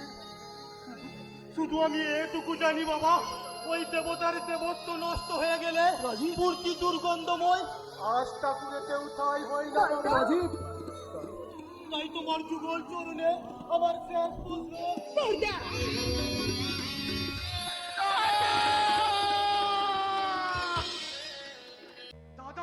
দাদা, মনের সঙ্গে যুদ্ধ করতে করতে আমি যখন একেবারে ক্ষত বিক্ষত, ঠিক তখনই গঙ্গার তীরে পেলাম দিদির অর্থর্পিত দেহ। এসো এসো দিদি, এসো।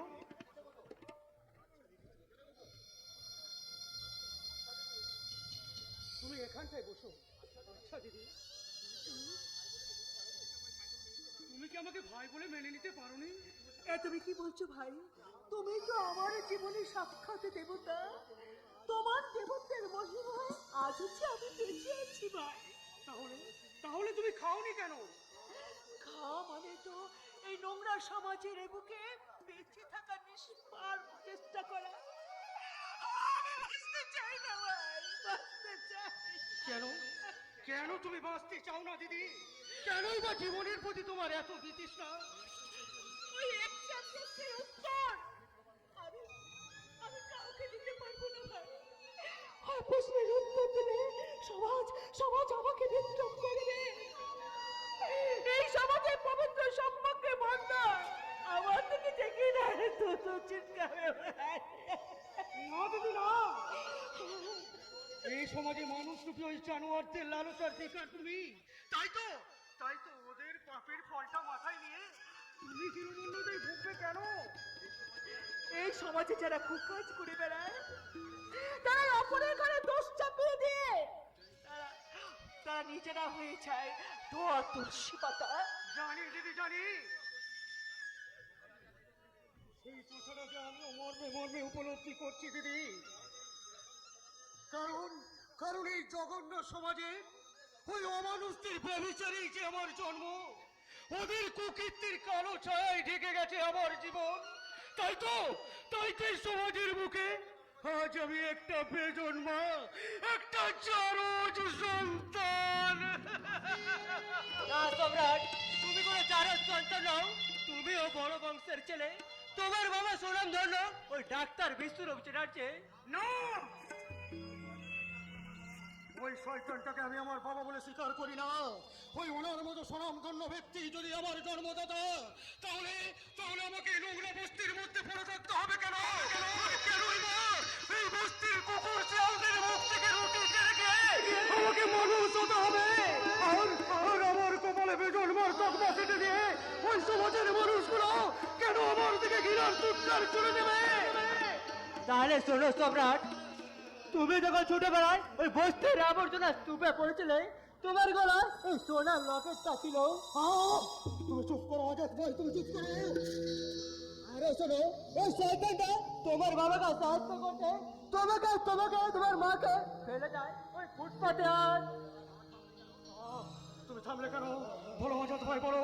তারপর তাই বলছি সম্রাট, তুমি এখনই ছুটে দাও ওই সোনারপুর গ্রামে, সেখানে ডাক্তারবাবু তোমার জন্য। যাবো আজাদ ভাই, যাবো।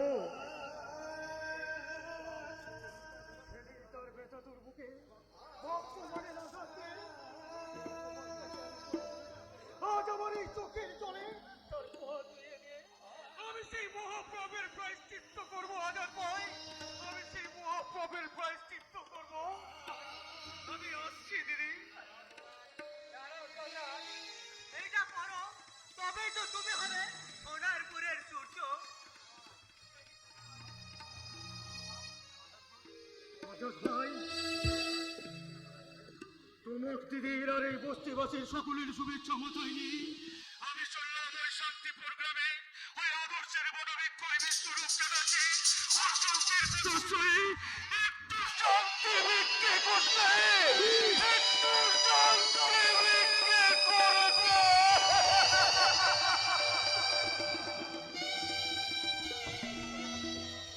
আমি ঈশ্বরের কাছে কামনা করি ওদের যাত্রা শুভ হোক, ওদের পিতা পুত্র মিলন যেন মধুময় হয়ে ওঠে। হবে দিদি, নিশ্চয় হবে, কিন্তু তোমার কি হবে?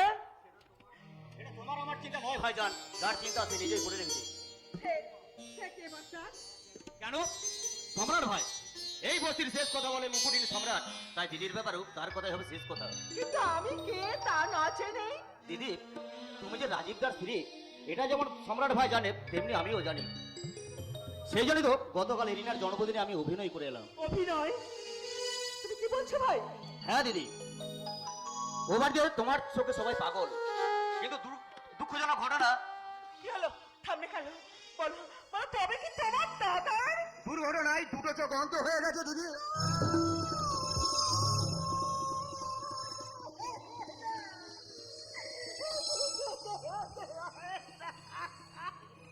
জেনে কোনো সমস্যার সমাধান হবে না দিদি। তোমাকে বলতেই হবে, বলির ভগবানের মন্দিরে ও হয়ে এই গঙ্গায় ভেসে আসার কারণ কি? সে কথা বৌদি কোনোদিন বলতে পারবে না। তার মানে মানে এই যে আমি হোটেল উর্বশীর কেয়ারটেকার। কিন্তু সত্যি করে বলবেন, আপনি কে? আপনার পরিচয় কি?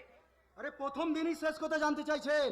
আমার প্রথম পরিচয় এই হোটেলের কেয়ারটেকার, আর দ্বিতীয় পরিচয় একজন রিপোর্টার, আর তৃতীয় পরিচয় একজন ফটোগ্রাফার, যার কাজ এই দুর্মূল্য ক্যাসেট তৈরি করা।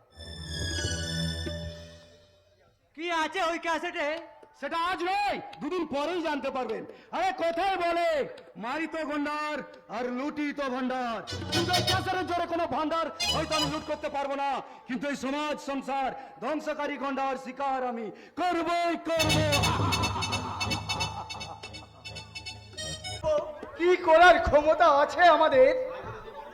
তাই বলে যে মানুষটা তার চিরদিন তোমার পাশে থেকেছে, তোমার সুখ দুঃখের সঙ্গী হয়েছে, আজ সেই মানুষটা বিপদে পড়েছে আর তুমি দেখবে না? তুমি দেখো শর্মা, এই দেখ তিতিক্ষা কখনো বিফলে যাবে না, একদিন তার জীবন থেকে কালো মেঘ সরে গিয়ে সুখের সূর্য উঠবেই। সেই দিনটা কবে আসবে বলতে পারো অবনীদা? ডাক্তার সারা জীবন অক্লান্ত পরিশ্রম করে আমি মানুষের সেবা করেছি, কারো মনে এতটুকু আঘাত করিনি, কারো দুঃখের কারণ হয়নি, তাহলে আমার জীবনের তরি আজ কেন এমন দুঃখের সাগরে ভাসছে বলতে পারো অবনীদা? বৌদি, এমনি হাজারো কর্তব্যের মাঝে কেন জানি না আমার রক্ত আত্মা কেঁদে কেঁদে চিৎকার করে বলতে চাইছে, ওরে আমার সূর্য, শুধু একটিবার আমাকে বাবা বাবা বলে না।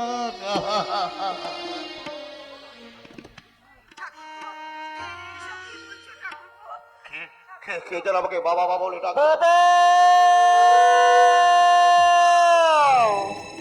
বাবা, কোথায় তুমি বলো?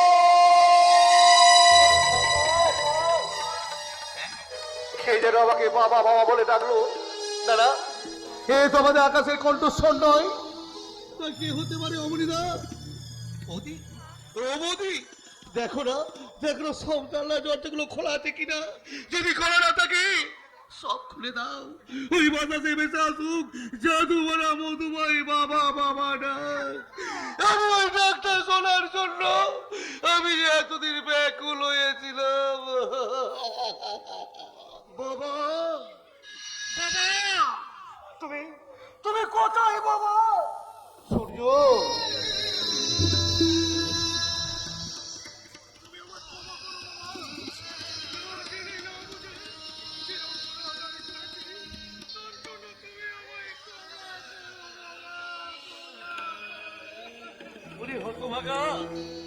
দীর্ঘ 25 বছর ধরে জমে থাকা ব্যথা বেদনা যন্ত্রণা গুলো বাসা বেঁধেছে আমার পায়ে নয়নি, আমার এই বুকে। যদি পারি আমার এই মুখে যাবে বলে আমার সেই ব্যথা যন্ত্রণা উপশম কর বাবা, উপশম কর।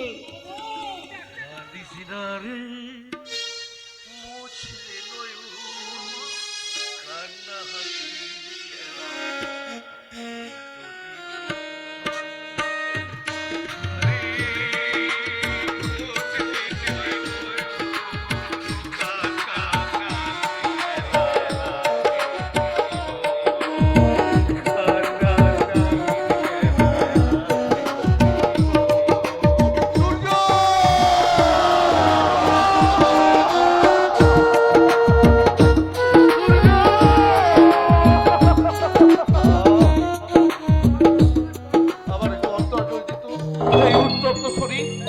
এক নিমেষে বুদ্ধি শীতল হয়ে গেল। এমন এমন স্মরিত শান্তি আমি কোনোদিন পাইনি বৌদি। হ্যাঁ বৌদি, হ্যাঁ, তোমাদের শান্তির সোয়ার টোয়ার বয়ে দিতে আমি তোমাদের সন্তান, আমি তোমাদের বুকে ফিরিয়ে দেবো বৌদি। না বৌদি না, আকাশ আমাদের নিজেদের সন্তান নয়। এতদিন তোমরা তাকে নিজের সন্তান হয়ে জেনেছ, সে আসলে অন্য লোকের ছেলে। তাহলে কে আমাদের সন্তান? আমাদের সন্তান কলকাতায় আমার অনুমান যদি মিথ্যে না হয়, ওই রাজা বাদশাই তোমার হারিয়ে যাওয়া যমজ সন্তান। তাহলে আমি কে কাকু? তুমি কি বলছো বাবা? ওদের একজন হলো দেবদত্ত ঘোষালের ছেলে, আরেকজন মুসলমানের ছেলে। না, ওরা মিথ্যা ধোয়াশা। ওরা ওই গরিব চাষি অবনী রায়ের ছেলে। তাহলে আমি কে কাকু? কি আমার পরিচয়? কোন সাগরের জোয়ারে এনে আমাকে বাঁচিয়ে তুলে দিল এদের কোলে? বলো না কাকু, বলো আমি কে? আকাশ, তুলেই যদি দিয়েছিলে তাহলে আবার কেন আটকে ফেলে দিলে ওই তপ্ত মরুতে? এরপর আমার কি হবে কাকু? কিন্তু কিন্তু বাবার করেছিল কাল থাকবি বাবা। না না কাকু, না, তা কেমন করে হবে? পরের সন্তান জানার পরেও ও মা, তুমি পারবে তো আমাকে সেই আগের মতো ভালোবাসতে, বুকে জড়িয়ে ধরে চুম্বন করতে? পারবো, পারবো রে বাবা, পারবো। ওরে আকাশ, আমার কাছে আমার মাতৃত্বের ডাড়ি পাল্লায় এই পৃথিবীটা একদিকে আর একদিকে তুই আমার আকাশ। বাবা, ও বাবা, তুমি আমাকে পরের বোঝা ভাববে না তো? না বাবা, না। বাবা মা সন্তানের কাছে স্নেহের স্থল বুঝারা তারা কি কখনো পারে সন্তানকে দূরে সরিয়ে দিতে? পরের ছেলে হোকে। তাহলে তাহলে আমার অন্তরটা আমার কুকাইছে কেন সম্রাট?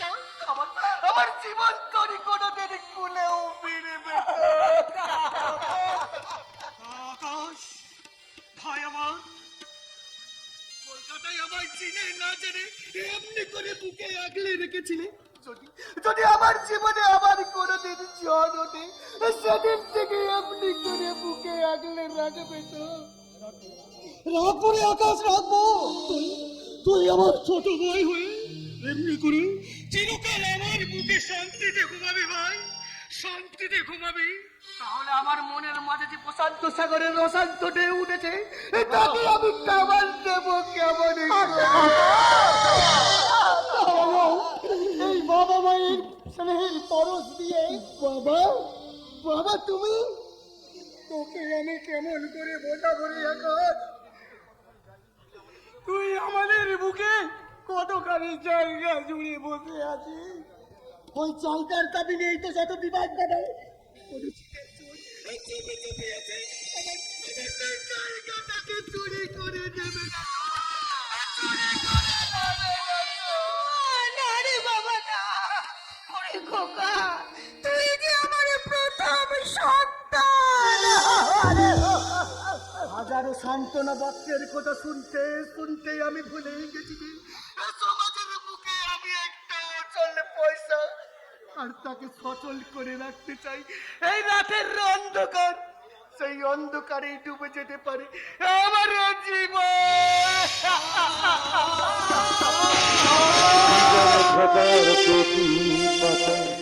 যতই দেখো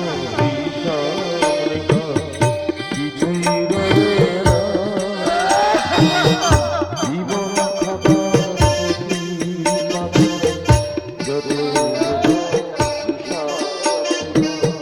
কিছুই রবে না,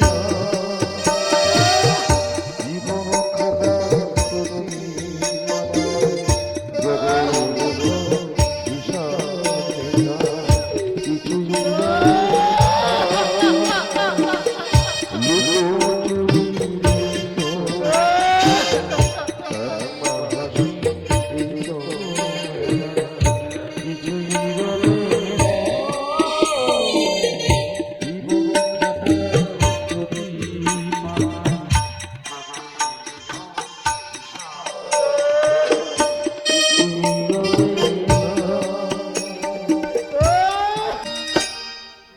জীবনের রঙিন স্বপ্নগুলো একটা একটা করে মিলিয়ে গেল।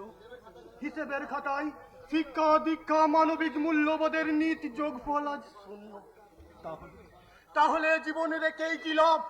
যেমন করে আমার জীবন থেকে সোনালির সঙ্গে হারিয়ে গেছে প্রেম, প্রীতি, ভালোবাসা, ঠিক তেমনি ভাবেই সকলের আগোচরে নিঃশব্দে হারিয়ে যাক আমার এই অতি তুচ্ছ জীবন। দাদা, এমনি করে তোমাকে হারিয়ে যেতে দেবো না দাদা, কিছুতেই হারিয়ে যেতে দেবো না। কেনই বা তুই আমায় আটকে রাখবি বোন? দাদা, কি দাম আছে আমার এই মরুময় জীবনে? দাদা, জানিস বোন, যাদের মুখে মধু অন্তরেতে বিষ, যারা দিনে রাম রাতে রাবণ, যারা মুখোশ পরে আছে ভগবানের আর অন্তরেতে শয়তান। তোমার সন্দেহের নিশানাটা আমায় স্পষ্ট করে বলো দাদা, আমি কথা দিচ্ছি সেই শয়তানের মুন্ডচ্ছেদ আমি করবই। তা তুই পারবি না রে দাদা, তা তুই পারবি না, কারণ সেই ক্ষমতা যে তোর নেই দাদা। এই অন্ধ অসহায় মৃত্যু পদযাত্রী রাজীব ঘোষাল একটাও মিথ্যে কথা বলছে না রে ভাই। জানিস জানিস রাজা, আমি দিল্লিতেই জানতে পেরেছিলাম আমাকে অন্ধ হতে হবে এক অদৃশ্য কালো হাতের কৌশলে। দাদা, যে কোনো মূল্যের বিনিময়ে আমরা তাকে খুঁজে বের করবই। এখনই এত ভেঙে পড়ার কোনো কারণ নেই রাজা। রাজা, এই ভদ্রলোককে তুই বলে দে যে মরিচিকার পিছনে ছুটে কোনো লাভ নেই, কারণ কারণ যেখানে সর্ষের মধ্যে ভূত বাস করে সেখানে কি ওজার সাধ্য আছে ওই ভূত তারাই? তাই আমার জন্য আর কাউকে ভাবতে হবে না, আমি আমার এই জীবন তরি অকুলেতেই বাঁচিয়ে দিলাম। রাজীব আমার উপর অভিমান করে চলে গেল। অভিমান করা যিনি অস্বাধিকারী, যে কারণেই হোক দাদা আজ অন্ধ হয়ে গেছে, কিন্তু তার সান্ত্বনা শেষ আশ্রয় ছিল একমাত্র বৌদি, কিন্তু আজ হারিয়ে যাওয়া 7 দিন হয়ে গেল, এখনো পর্যন্ত বৌদিকে খুঁজে পাওয়া গেল না ড্যাডি। কিন্তু এই অন্ধ মানুষটা আজ বেঁচে থাকলেই বাকি, আর মরে থাকলে এটা তার তফাৎ কি বলতে পারো? আর এই বিচারের ভারটা আমি তোমার কাছে দিয়ে গেলাম ড্যাডি, শুধু তোমার কাছে। রাজা, এদেরকে আমি কি করে বোঝাই? আমি কিচ্ছু বোঝাতে হবে না বাবা, আপনি শুধু আপনার মনকে জিজ্ঞাসা করে কয়েকটা প্রশ্নের উত্তর খুঁজে রাখবেন। রাজা, আমি কয়েকদিন পরে এসে তা জেনে নেব। রাজা, আমার শেষ প্রশ্ন বাবা, একজন মানুষ যদি তার প্রকৃত জন্মদাতা হয় তাহলে তার ছেলের হাতে ছুরি ধরিয়ে দিয়ে তাকে খুনি গুন্ডা বদমাস তৈরি করতে পারে কি না, পারে কি না? রাজা, রাজা।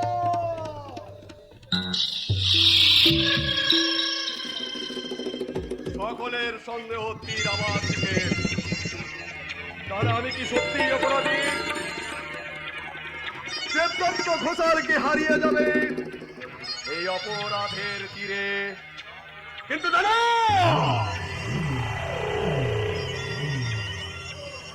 এত সহজে দেবদত্ত ঘোষাল হেরে যাবে না, হারতে পারে না, কখনো না।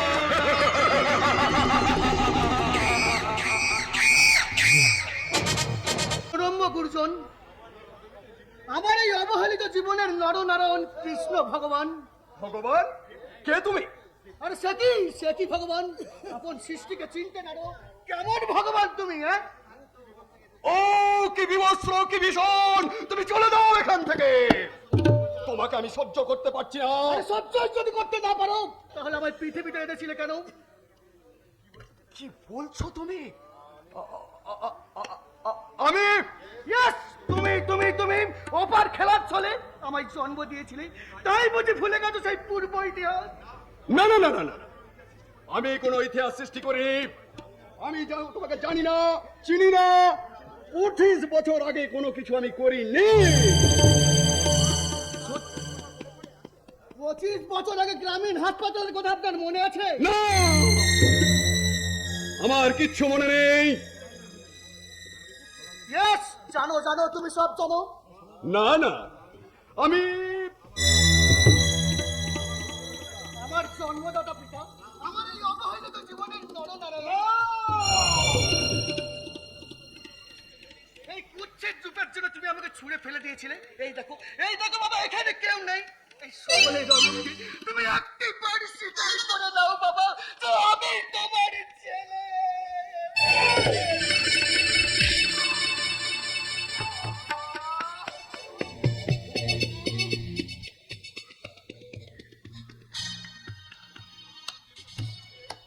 কলির ভগবান দেবদত্ত ঘোষালকে ব্ল্যাকমেল করার জন্য, তার সাজার জন্য তুই তৈরি হ জানো।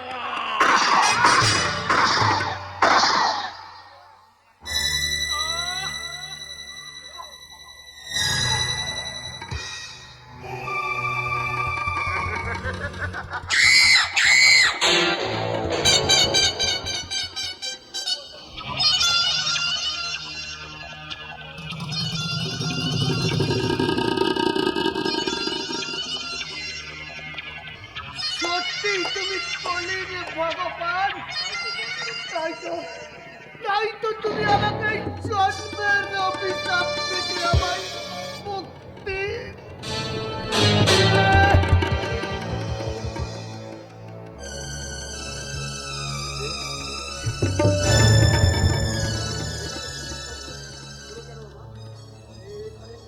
এখানের গুলির শব্দ হলো মনে হচ্ছে। কে কে যেন আত্মচিৎকার করে উঠলো। বাবা, বাবা, বাবা তো এখানে নেই। তাহলে কে এখানে পড়ে আছে?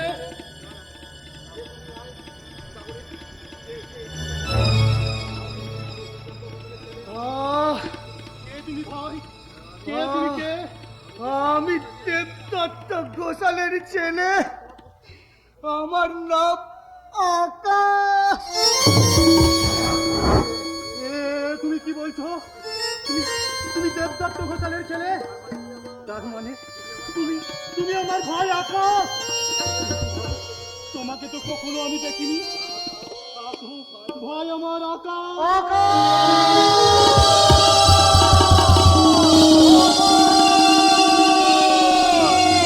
ভাই আমার, একটিবার সারা দে ভাই। তুই একটিবার আমাকে দাদা বলতাম, তুই একটিবার সারা দে। কি এখানে পড়ে আছে মনে হচ্ছে, তবে কি আমার ছোট ভাই আকাশ, আকাশ, দেখ, দেখ,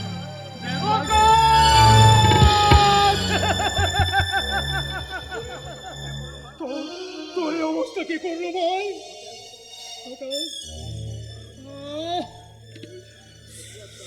সম্রাটটা, আর আমার কোনো দুঃখ নেই গো দাদা। আমি আমি আমার বাবাকে দেখেছি, তাকে প্রণাম করেছি। আর আর জানো, আমার সৃষ্টিকর্তাই আমাকে ধ্বংস করে দিয়েছে। তুমি আমার বাবা মাকে আমার শেষ প্রণামটা জানিও।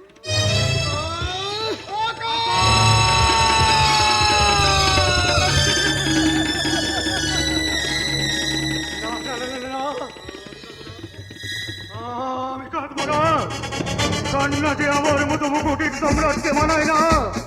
তাই তো রাজিস্তা, ও রাজিস্তা, তুমি বলতে পারো তোমার বাবা কোন অপরাধে এই ফুলের মতো নিষ্পাপ শিশুটাকে হত্যা করলো? তিনি যে কলির ভগবান, তাই তার কাজের হিসেব আমার মতো মূর্খের দিয়া যে সম্ভব নয়। রাজীব দানা কলির ভগবান নয়, পাপ আর শয়তানিতে পরিপূর্ণ যুগবতার কলি, ঘোরতর কলি। সেই জন্যই তো তিনি নিজের ছেলেকে অন্ধ করতে পারেন, নিজের হাতে নিজের ছেলেকে খুন করতে পারেন, ওর মূর্তি সম বৌমাকে করতে পারেন ধর্ত।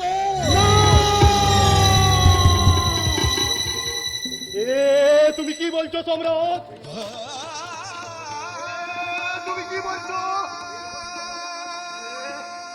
তুমি কোন রহস্যের দ্বার আমার সামনে খুললে সম্রাট? সব রহস্যের সৃষ্টিকর্তা তোমার বাবার রূপধারী ওই যুগবতার কোলে, যার শয়তানিতে গোটা সমাজ সংসারের বাতাসটা আজ বিষাক্ত হয়ে গেছে। একদিন চলে পুরে শেষ হয়ে যাবে ওই তোমার বাবার রূপধারী ওই কোলের ভগবান।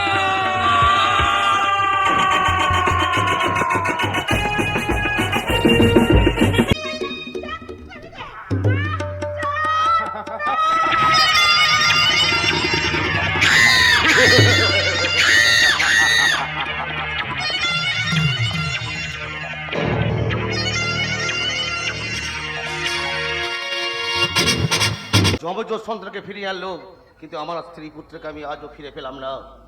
তাহলে সম্রাট? হ্যাঁ, সম্রাটই আমার ছেলে সূর্য, যা করে মৃত ভেবে ওই বস্তির রাস্তা করে ফেলে দিয়েছিল। কিন্তু কিন্তু আমার স্ত্রী পুত্রকে আজ আমি তার সন্ধান পাইনি। কিন্তু কি করে আপনি আমাদের চিনলেন ডাক্তার বাবু?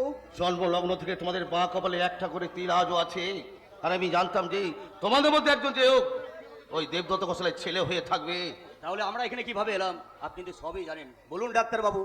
ওই ডিডি সাহেবের স্ত্রী কোলে এক কুস্তি আকাশকে সরিয়ে ফেলে তার স্ত্রীর প্রাণ বাঁচার জন্য প্রয়োজন ছিল একটা শিশুর। তাই তোমাদের মধ্যে একজনকে তুলে দেন তার স্ত্রী কোলে, আর অন্যজনকে মেরে ফেলার জন্য তুলে দেন ওই আমজাদের হাতে। কিন্তু আমজাদ খুন না করে তার ছেলের সঙ্গে গোপনে তাকে মানুষ করতে থাকে। তারপর সেই অপরাধে কয়েক বছর পর আমজাদ খুন ডিডি সাহেবের হাতে। কিন্তু কিন্তু তার ছেলের অপার করুণায় কঠোর পরিশ্রমে আজকে সেই শিশু ওই তোমার যা যুবক বাদশাহ। বলো ভাইজান, বলো ডাক্তার বাবুর কথাগুলো। বর্ণে সত্যি সত্যি আমার বাচ্চার তোকে। এ তুমি কি বলছো ভাইজান? তোমার বাপজান আর আমার বুঝি কেউ নাই? তিনি দয়া করে আমায় বাঁচিয়ে না রাখলে কোথায় থাকতো আজকের এই বাদশাহ? রাজা ডাক্তার বাবু, ওদের বাবা মা তাহলে? হয়তো একটু পরে এসে পৌঁছাবে, কিন্তু কিন্তু কি ডাক্তার বাবু? তারা যদি আসতে না পারেন তাহলে আমরাই যাব আমাদের বাবা মায়ের পায়ের তলায় লুটিয়ে পড়তে। রাজা, সন্ধান যখন পেয়েছি তখন নিশ্চয়ই যাবো তাদের কাছে, কিন্তু তার আগে চাই ডিডি সাহেব আর রক্তি ব্যানার্জির পাপের চরম শাস্তি। না, শাস্তি যা প্রাপ্ত ওই দিদি সাহেবের রক্তিম ব্যানার্জি নয়। আপনি কি রক্তি ব্যানার্জির উদ্ধারি করতে এসেছেন? আপনি কি জানেন ওই রক্তিম ব্যানার্জি আমার উপর অত্যাচার করেছে ঠিকই, কিন্তু সেটা ওই ডিডি সাহেবের নির্দেশে এবং তার বিশ্বাস অর্জন হওয়ার জন্য, ভবিষ্যতে যাতে সে ডিডি সাহেবের চরম সর্বনাশ করতে পারে। কিন্তু আপনার এই কথার কি প্রমাণ আছে? প্রমাণ আমি আইবি দপ্তরের খবর দিয়েছিলাম ওই ডিডি সাহেবের রহস্যের কিনারা করার জন্য, আর উনি হলেন আইবি দপ্তর অফিসার আবিরলাল মিত্র। তাছাড়া আরো একটি প্রমাণ হলো এই ক্যাসেট। আসুন এই ক্যাসেট আমি টিভিতে চালিয়ে দিচ্ছি, দেখুন ওই ডিডি সাহেব রক্তিম ব্যানার্জির আসল রূপ।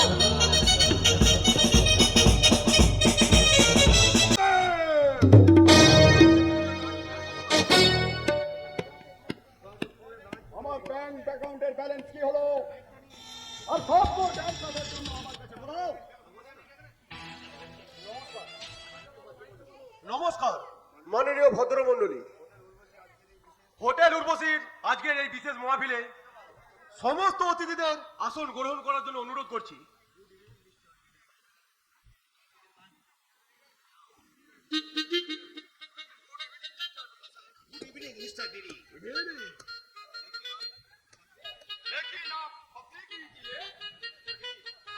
Mr. Diddy, I like your dance and song.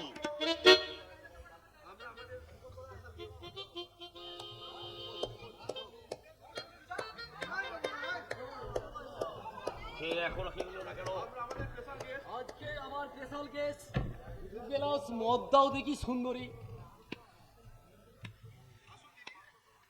আসুন দিদি, এই চেয়ারটায় বসুন। प्यारी बहन और भैया, ये होटल उर्वशी का 10 वर्ष पूर्ति उपलक्षे डीडी साहब आपका पर पार्टी दीजिए।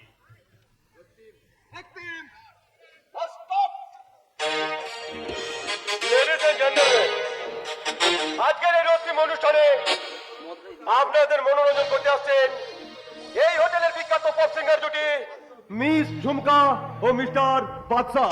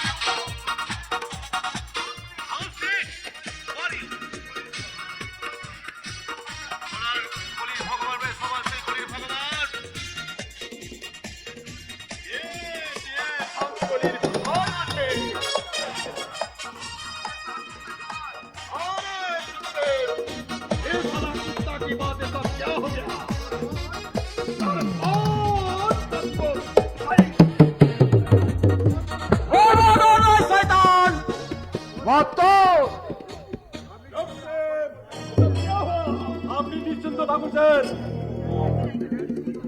এইসব অ্যান্টি সোশ্যালদের কিভাবে শাস্তি করতে হয় তা আমি ভালোভাবেই জানি। ইয়েস ম্যানেজার বাবু।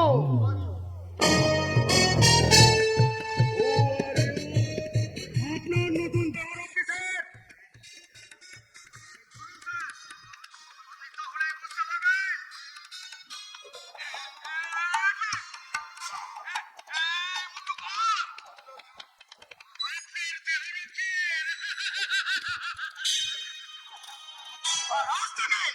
আমি হলাম আপনার নতুন দেহরক্ষী। তোমার মতো হাজারটা দেহরক্ষা করে এই সমাজ সংসারে শান্তি ধ্বংসকারীকে বাঁচিয়ে রাখতে পারবে না। রাজা রেডি হও, মৃত্যুর জন্য প্রস্তুত হও, মুখোশধারী কলির ভগবান। দাঁড়াও বাচ্চা। ভগবান, এই গরিব চাচির মুখ থেকে তুমি শিশুদের কেড়ে নিয়ে তৈরি করছো আজকে রাজা বাচ্চা। বলুন সম্রাট, বলুন বলুন, কে খুন করেছে ওই সহস্র লাকাসকে? আমার মতো হাজার হাজার শিক্ষিত যুবককে চাকরির লোভ থেকে তাদের প্রতিবাদী কণ্ঠস্বরকে স্তব্ধ করে দিয়েছে কে? আর চোখ করান্তে আজ আমি অন্ধ। কে কে আমার জীবন থেকে সোনালী দিনগুলোকে কেড়ে নিয়েছে? জানি না। সম্পর্কে বন্ধনকে অস্বীকার করে কোন পশু আজ আমাকে করেছে লাঞ্ছিতা?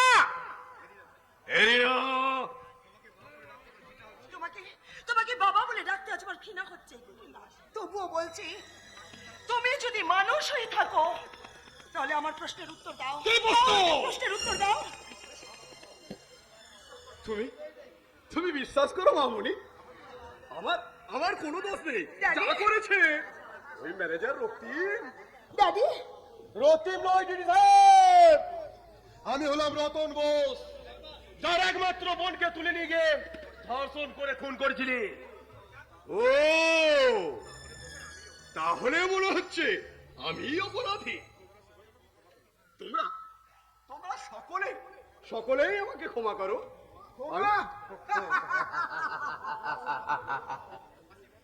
হাসি তোমরা বন্ধ করো। কেন তোমরা হাসছো? আমাকে খুন করবো বলে?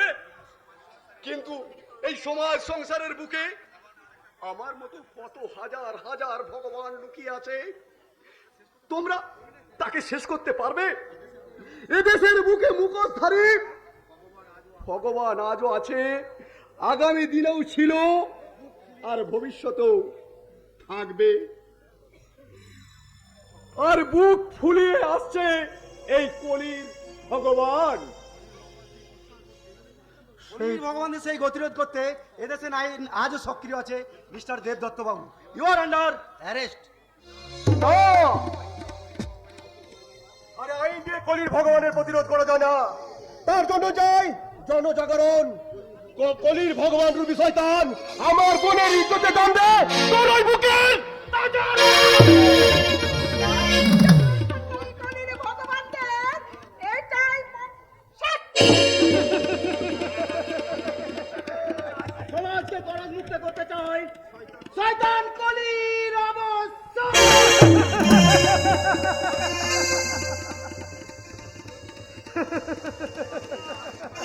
আসছে আসছে